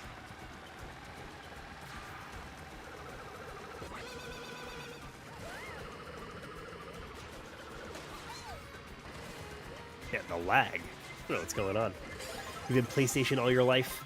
Yeah, I was very much a, oh god. I was very much a Sony guy. All I had was Sony systems growing up, for the most part. I did have a Game Boy Pocket. That's how I, like, play Pokemon and stuff. But I didn't have a Nintendo home console until the Wii. I played a lot of GameCube at friends, though. Oh no.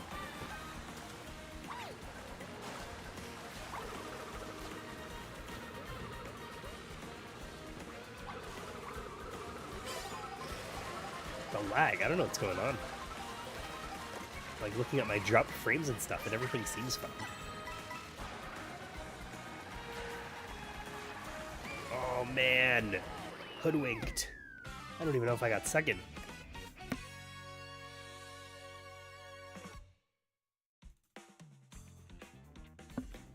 I got third. Damn. She'd kicking my butt.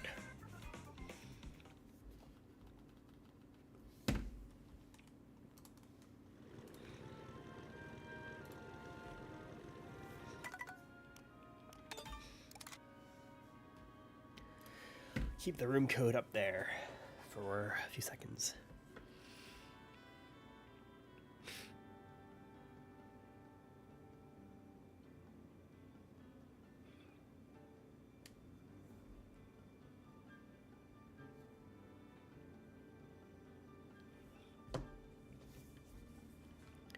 Digging the vibe? I'm very glad. I'm still kind of, like, figuring out the world of streaming, but I'm glad that I started to do it, and I just like to play Mario Kart. I think it's fun. Got a comm error, and you're docked and wired. Yeah, I got a comm error the first time we tried to play a knockout tour, which kind of sucks. But it looks like you're back in the game at least. But I did notice that you weren't in the race. I'll be back in 10 seconds.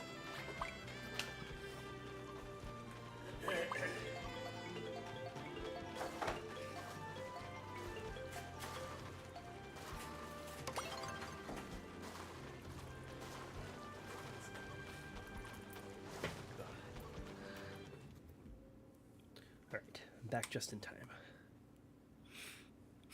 What do I think is better, PlayStation or Xbox? That is a incredibly tough question. I have both the Xbox Series X and the Series S. I love Game Pass. I think the Game Pass is a far superior option from what Sony offers with their PlayStation Plus. But I think Sony's got it for me when it comes to, like, exclusive games. Like, I didn't buy the Xbox for the exclusive games.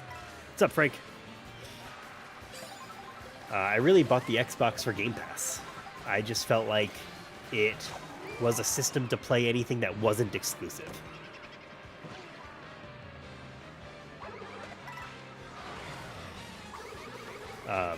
That's a very non-answer, I know. But I kind of feel like... I mean, like, I want to play Death Stranding. I want to play the new Death Stranding. I gotta play it on PlayStation.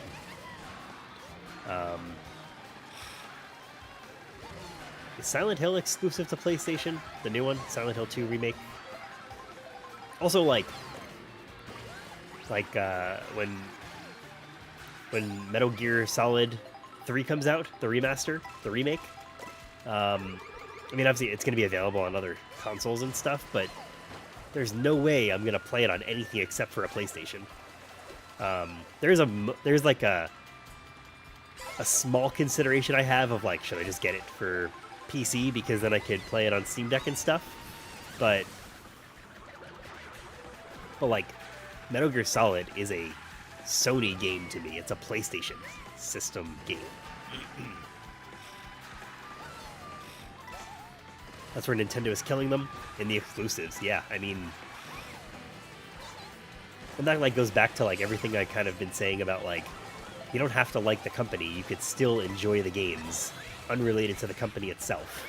And I feel like the exclusive Nintendo games is the console seller.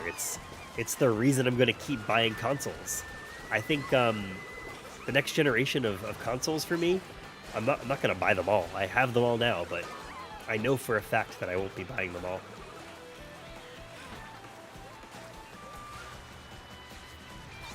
Yikes, I did terribly.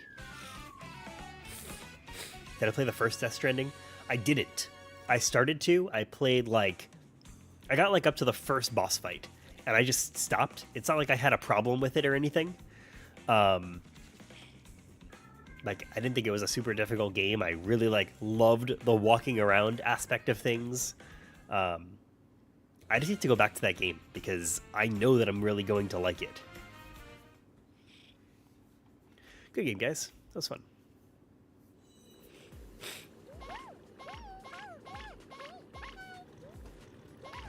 Isn't it crazy how there's 2 Mario Karts in one hardware? You mean like Mario Kart 8 and World? The stream is laggy, is it?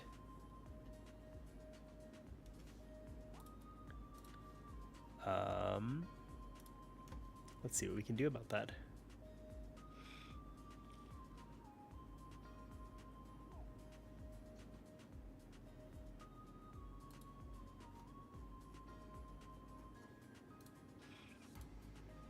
Yours is fine.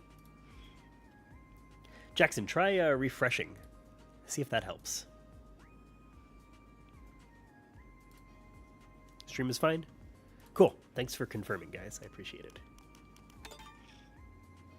I did up the bitrate, so it wouldn't like be surprising to me if there was something wrong, but I'm glad to hear for the most part.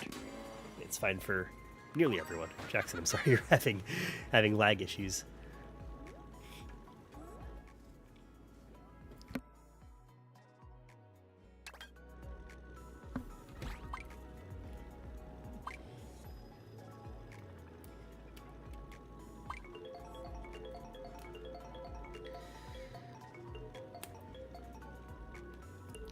It's just between the time the chat is sent and when you read it.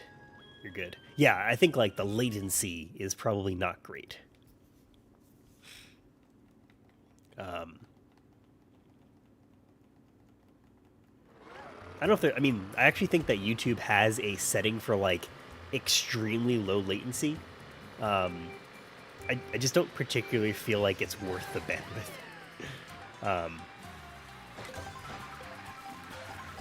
Maybe one day. Maybe I'll upgrade to, like, gigabit internet, but I don't have gigabit at the moment. I haven't really found the need for it. I feel like I'm really lucky that Fios has been pretty good. I'm paying for 300, and I get, like, upwards of 500 at times. So I'm pretty happy with, like, you know, getting a faster speed than I'm paying for.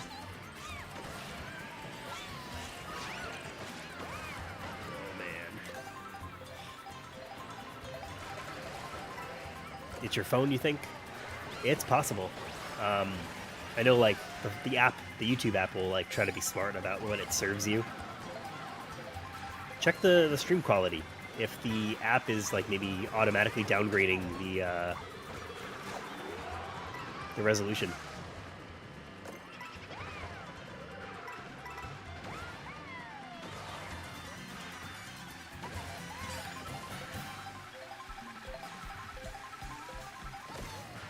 Death Stranding is so interesting to me. I don't know why I know the gameplay is what it is, and it still interests me. I think that's just like the Kojima way. Like there was that whole quote that came out about Death Stranding 2 where like he said people were having too much fun with it, and he's like, oh, that means we have to change things.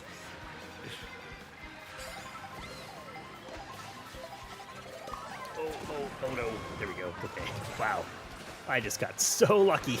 I never know like the right time to use this feather. Maybe like that, I don't know. What was I saying? Oh yeah, Death Stranding. Like, I think, like, I know people joke about, like, it's a walking simulator and stuff, but, like, that is what sounds interesting to me. Like, the landscapes of the game, and, like, I don't know, like, there's chaos. It seems like there's a lot of chaos in the game, but it's divided by, like, these really peaceful walks that obviously sometimes can be stressful, because it's like, how the fuck are you going to walk up this hill? But, like, the soundtrack is really great. It's like, it achieves being a exciting and a chill game at the same time. Lee, how's it going?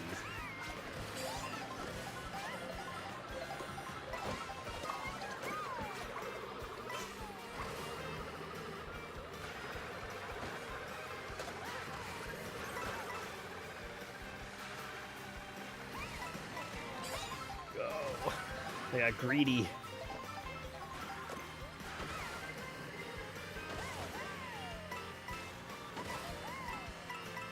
Maybe it paid off. Take that. Who's in first? Is that Drew?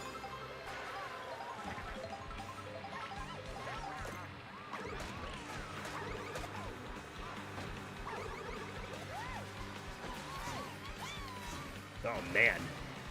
Finished already. So far ahead. Do I have a car? I do have a car. Do I have VR? I do have VR. I went deep into VR. I have the PlayStation PSVR 2. I have the Quest. And I also have the Vision Pro.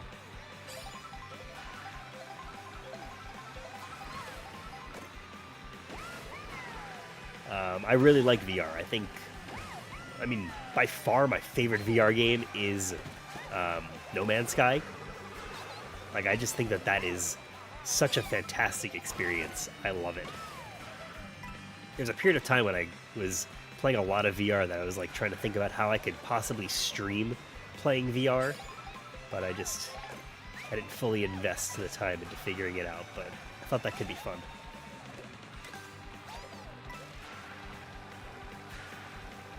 Looked up speedruns for the first Death Stranding, and the world's record is still 3+ hours. That also doesn't surprise me. I have everything except Game Shark. That is probably not super far from the truth. I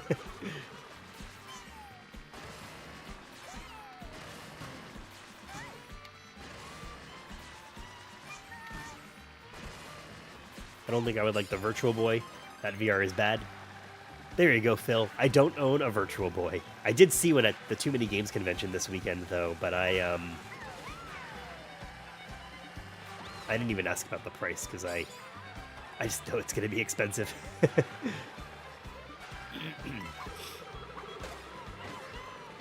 For me to pick up a Virtual Boy, I would really have to, like, just stumble upon it for an incredibly, unbelievable price. Like, that is not really something that I'm looking to, like, acquire. I would like to try one, though. I've never used one.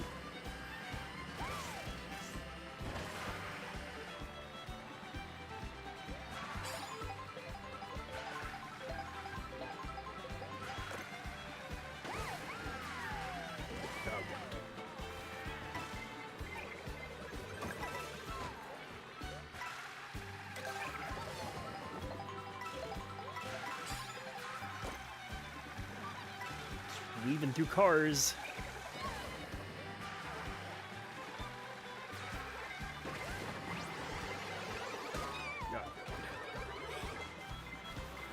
Never understood why Virtual Boy bombed.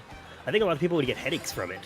Like, I think people are just not ready for, like, this different way of gaming. I mean, also, like, it is definitely a restricted way of gaming, right? Like, just having red, like, that's a pretty obnoxious color to have as the only color that you can see.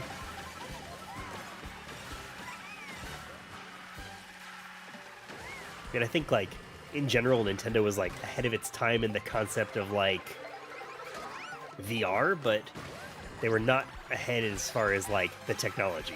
Like, their idea exceeded the capabilities of tech at the time.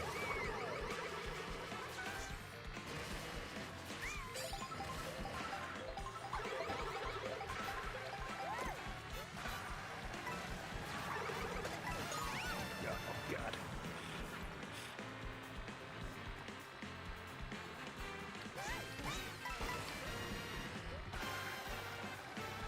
There's so much chat I want to read. This is such a close race. Oh, God. Fuck you.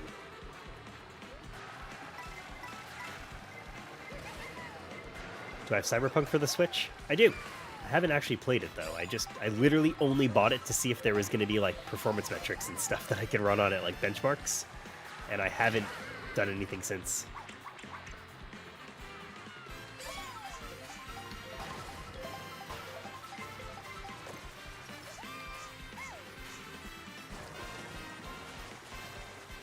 Oh, God. Thought I was going to jump. They can remake Virtual Boy games in color. There's actually, I haven't done it, but I know that there's a few things.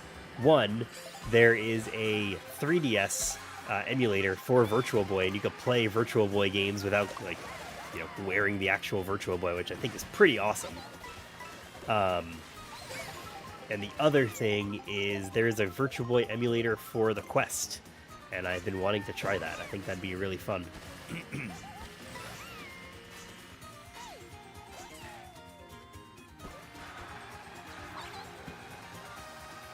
I play Cyberpunk on stream? I don't know if I really want to, like, dive into such a huge game on stream.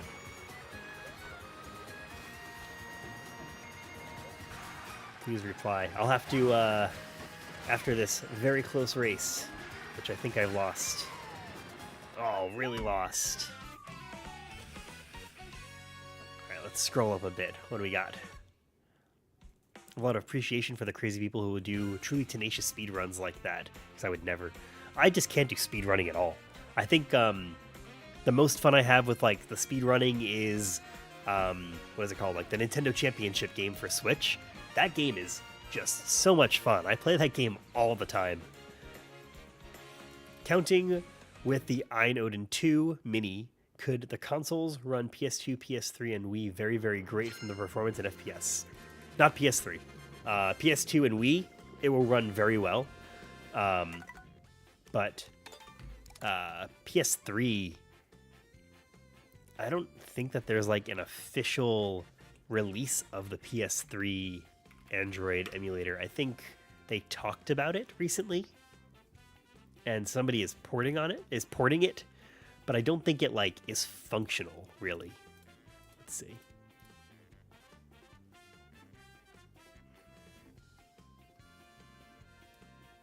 I actually found a video from 4 months ago on Reddit. So it looks like games actually will launch. It looks like somebody was able to get the Simpsons game to launch, but it doesn't, like, it's not playable, which, I mean, that's amazing that the game even loads, but it's running at like 5 frames per second, so it's definitely not playable.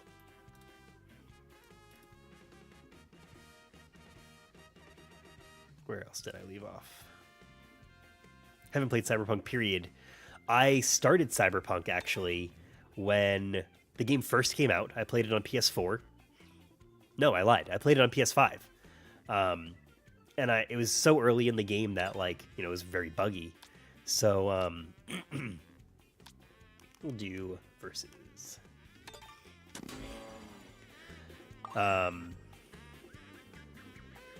So, like, I just got into, like, a point where, like, my save basically got corrupted. And I just honestly didn't have the the patience to start the game over knowing it was in such an unplayable state. Since then, I have been wanting to play it, but I really just need to like sit down and get into it. I've started it a few times and I never got far enough in the game to like really get into it. You played it on PS4 at launch, it was a nightmare? I'm sure it was. I was really mad that I just got into like a corrupted save file. That really sucked.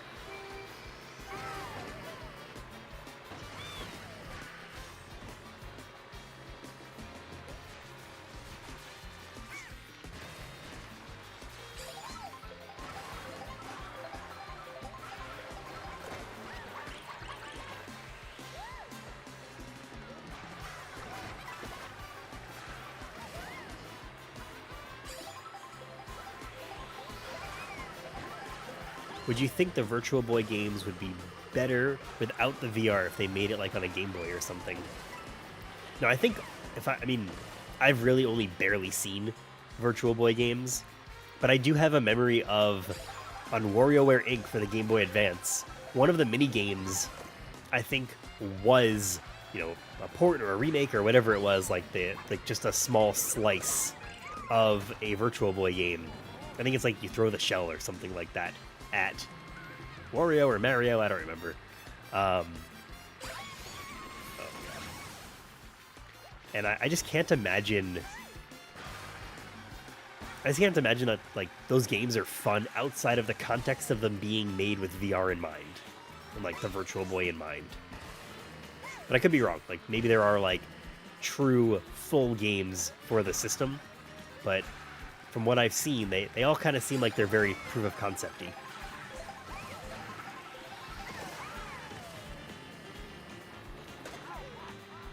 Get fucked, Wario.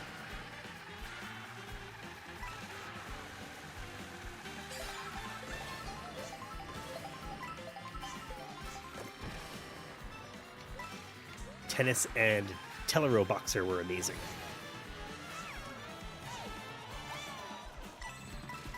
I don't know. Telero, is that like is it like literally a boxing game? Do you think that they would translate well into like a 2D experience, or was it fun because of the Virtual Boy's gimmick? Oh God. Oh God, that really fucking.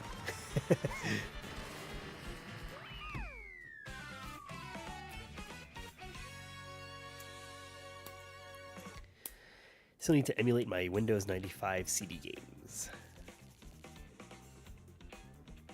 Give us your mains in each Smash game. I can really only say from like Melee on. For Melee, I feel like I remember playing a lot of Luigi and a lot of Bowser. In Brawl, which that's really like, that was the game that I played a lot of. Sorry, I'm trying to get this thing out of here. And they're all stuck together, all these gummies. Oh man, they all melted together? Oh no. I will continue the Smash thing in a second. I have to get a fork.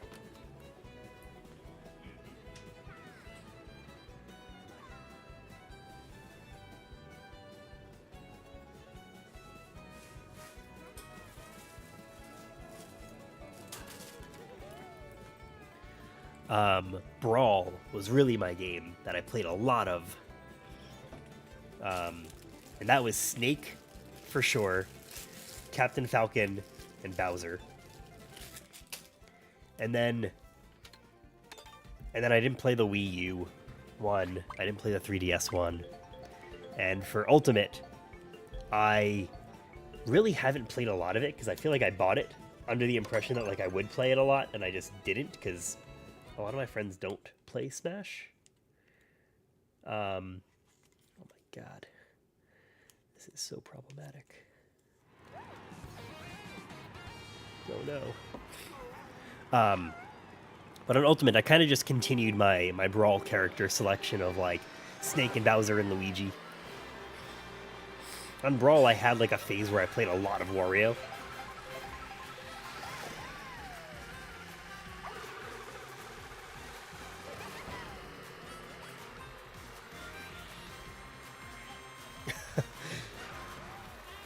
Drew. I almost followed you off the cliff. I was trying to steal your crown.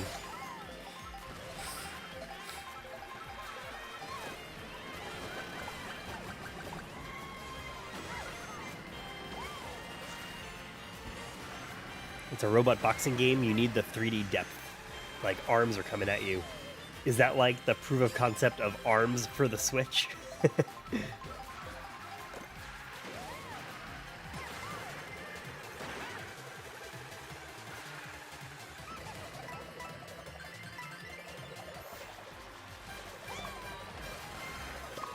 Oh, yikes. Thought I missed that.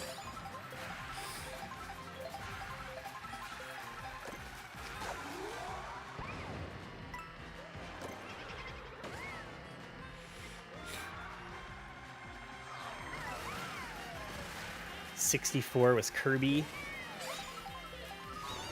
Melee was Ness. Brawl was Kirby. Oh, Meta Knight. I kind of forgot about Meta Knight. When I first started playing Brawl, I played a lot of Meta Knight. And Snake, hell yeah. Ultimate, Piranha Plant. I like the variation you got going on, Frank.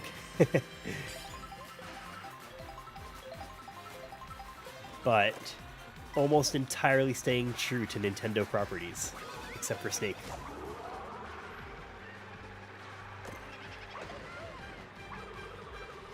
I feel like even if Snake wasn't good, I just love Metal Gear Solid too much. Of course I'm gonna be Snake.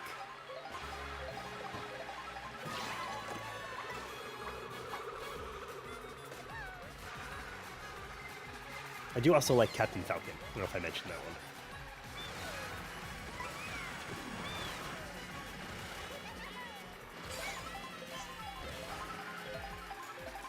Kirby and all of them. It is like, once you know a character and like if you can adapt to how the character changes over time in Smash, I could see just like maining one character. I think it's fun to swap it up though.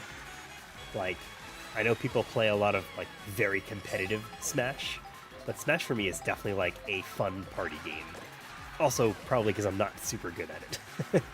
But I have a lot of fun playing Smash. I think like, you know, I'm someone that's like all about the frantic items. Playing for fun as a kid, as Meta Knight before realizing he was broken was a big ego stroke. I think that's probably also around the time when I stopped playing Meta Knight. Was like, people were like, hey, that's not fair. I'm like, oh, okay.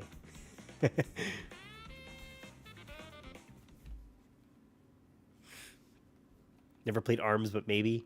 I also have never played ARMS. It just sounded like similar to ARMS, but I would imagine that not many people have played ARMS. Man, I really want to get this gummy out. It's stuck in this container. Oh no, I just broke the fork.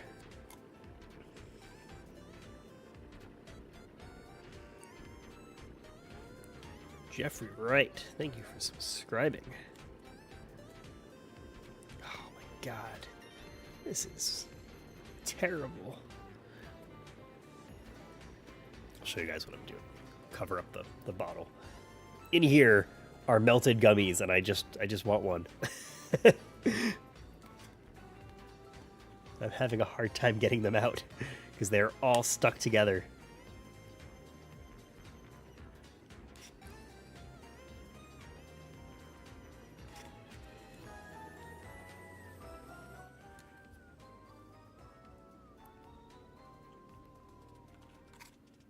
I'll play Rainbow Road, sure.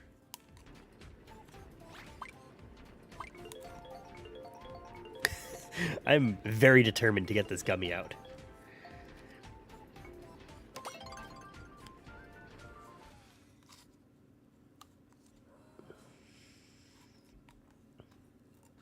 We should switch to the desk cam so you can watch me struggle. Have I ever played Sega Game Gear? I've never played on a physical Game Gear, but I've played some like emulated games and stuff. Not many. I think like I checked out Sonic, because like that just seemed like a cool thing to check out the port of. I think Aladdin. I think I tried NBA Jam, and that game I think was not a great translation to a handheld.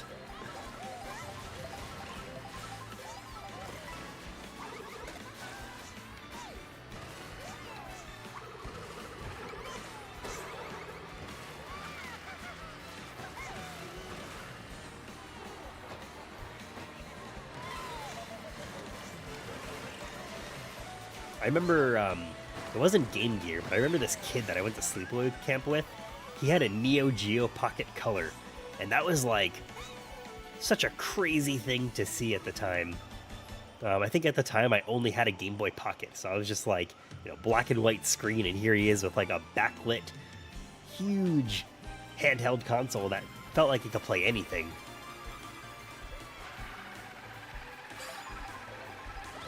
So I feel like that's probably what a Game Gear felt like. Like pea soup green Game Boy, and then you've got this crazy backlit color device that plays Sonic. Uh-oh. That light behind me is going nuts. Let's see if I could multitask. I'm sure that does not look good on camera. Oh no, I can't multitask.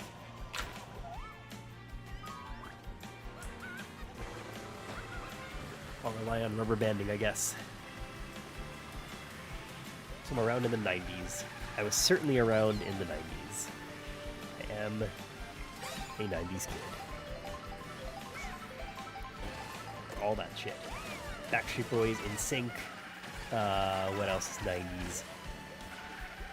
Flip phones. My first cell phone was like a Samsung flip phone. I remember like all my friends also had the same exact model, so I felt very cool.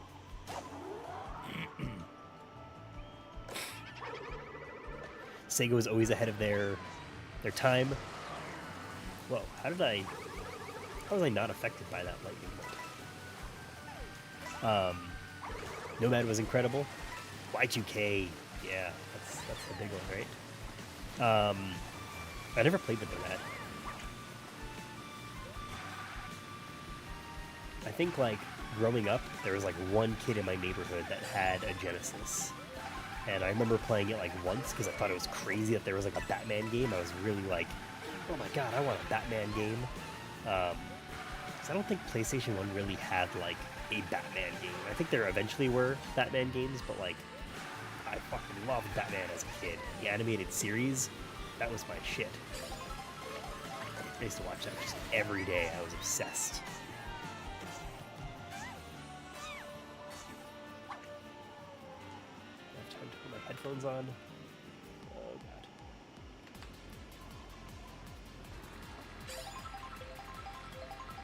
Scream masks, yeah!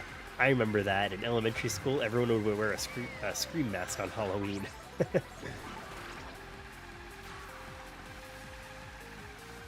Those are good call-outs. I forgot about those. Pumping blood. Yeah, and like the knife that like had the blood inside.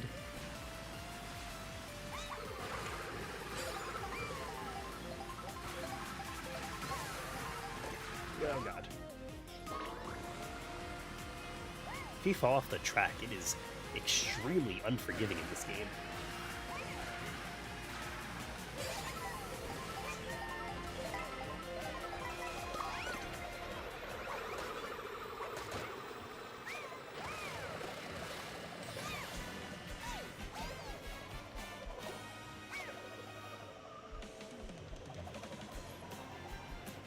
Batman was awesome.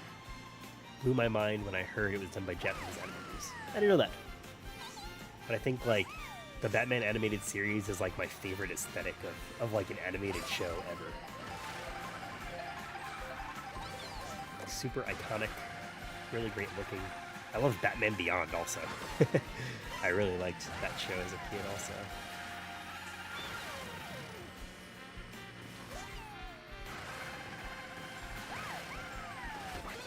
Oh no! Damn. I mapped my back buttons, like when I first opened up my Switch and the Pro Controller, and I forgot to unmap them. And I hit the back buttons by accident all the time. Yeah, fuck you, Wario.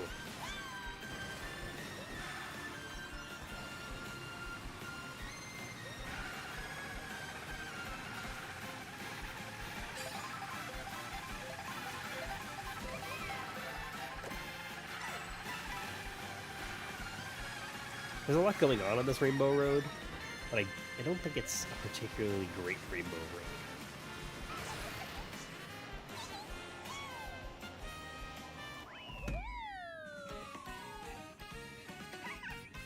Alright, back to getting this gummy out.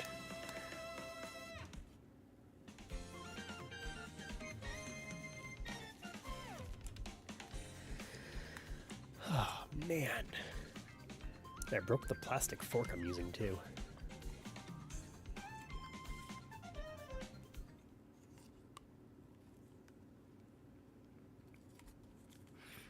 Was a good race. I think I've got one more left in me. You got a drop? That's cool. I will still play one more.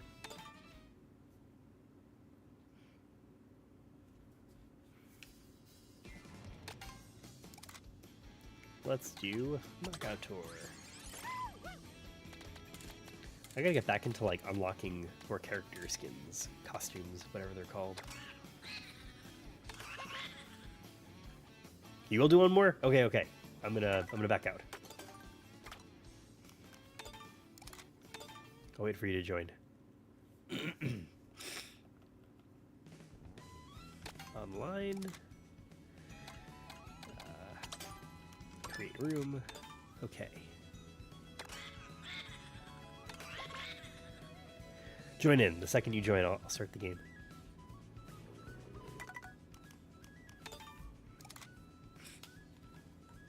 As I struggle with this gummy.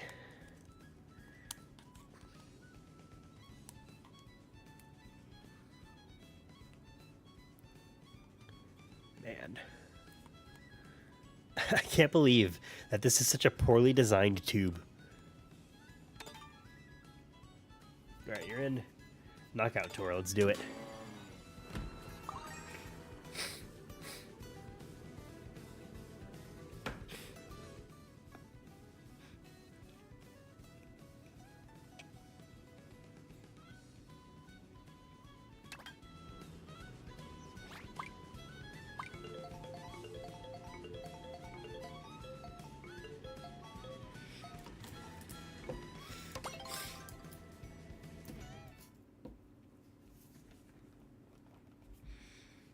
Still really mad about this gummy thing.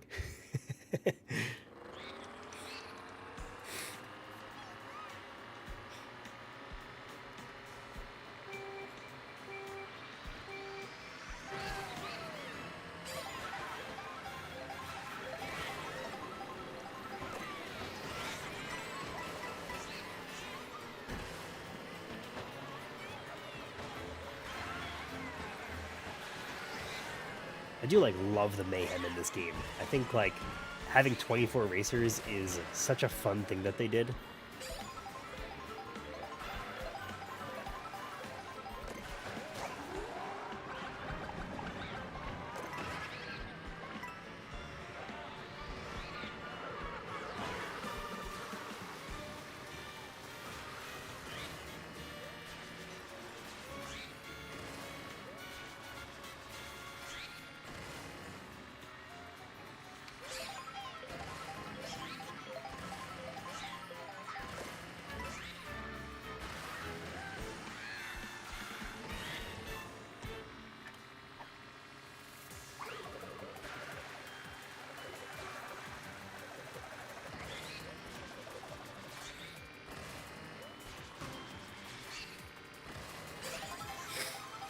Did you ever dabble in the Mario Kart Battle Royale that they made? Did they make a Battle Royale? What's that one? I mean, that sounds kind of similar to like the knockout concept, doesn't it?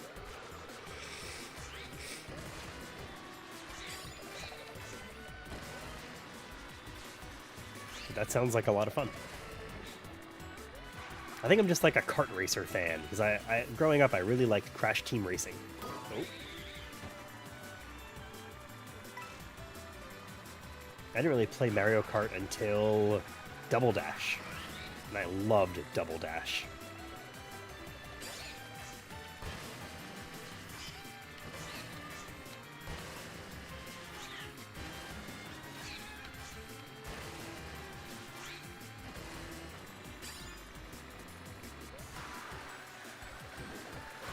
With 99 people racing each other. What was that for? Kind of sounds like isn't F-Zero kind of like that? It's like F-Zero 99.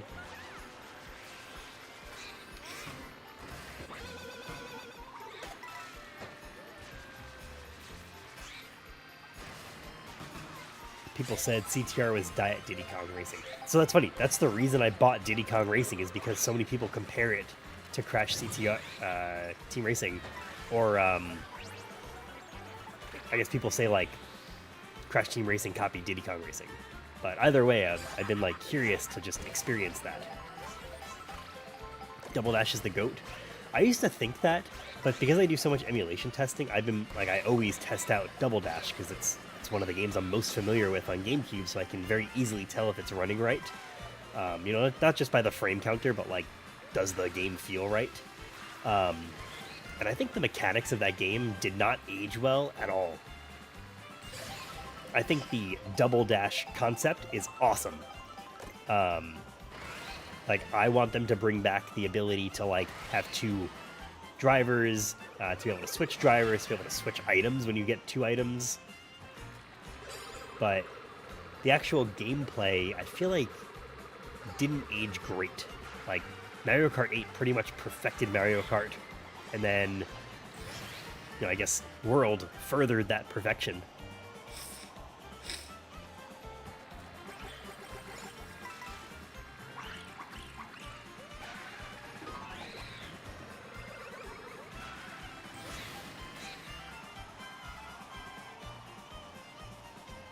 Can't remember, but it was like Kart on the NES, and they made it where you could play with a ton of people. Oh, really? I should check that out. I never make good use of that. And I fucked myself.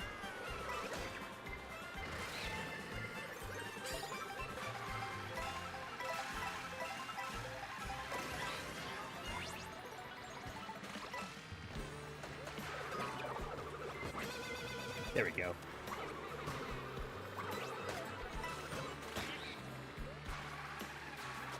Very far behind.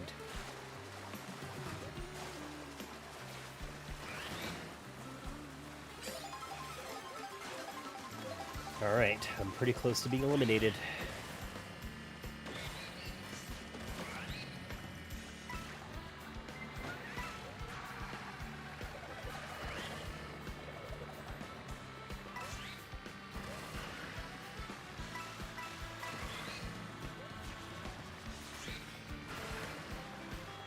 Started playing as Boo so I can unlock costumes. As I said it. Yeah, Pro Racer King Boo, hell yeah.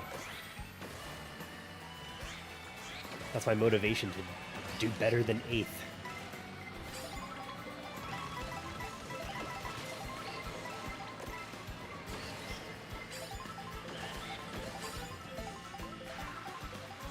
Oh god, oh god.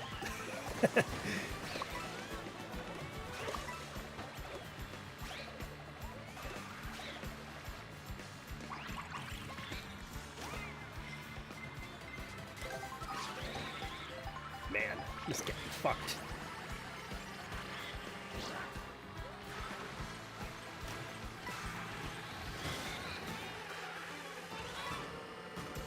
Oh no.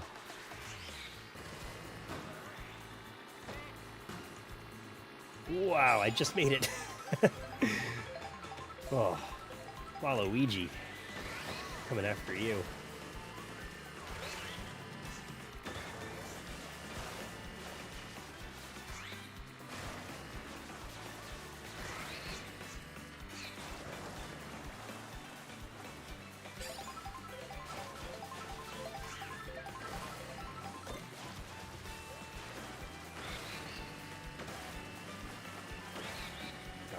I have a long way to go.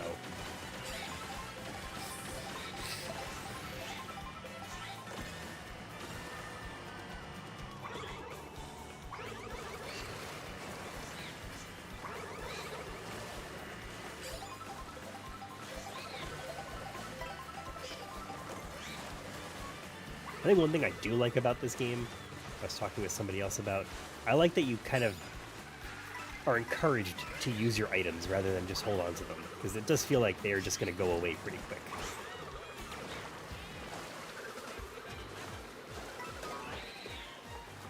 Like, you just lose your items very easily, so you can't really just permanently hold on to them. Damn. Out.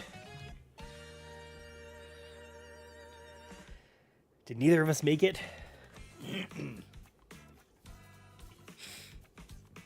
I think neither of us made it.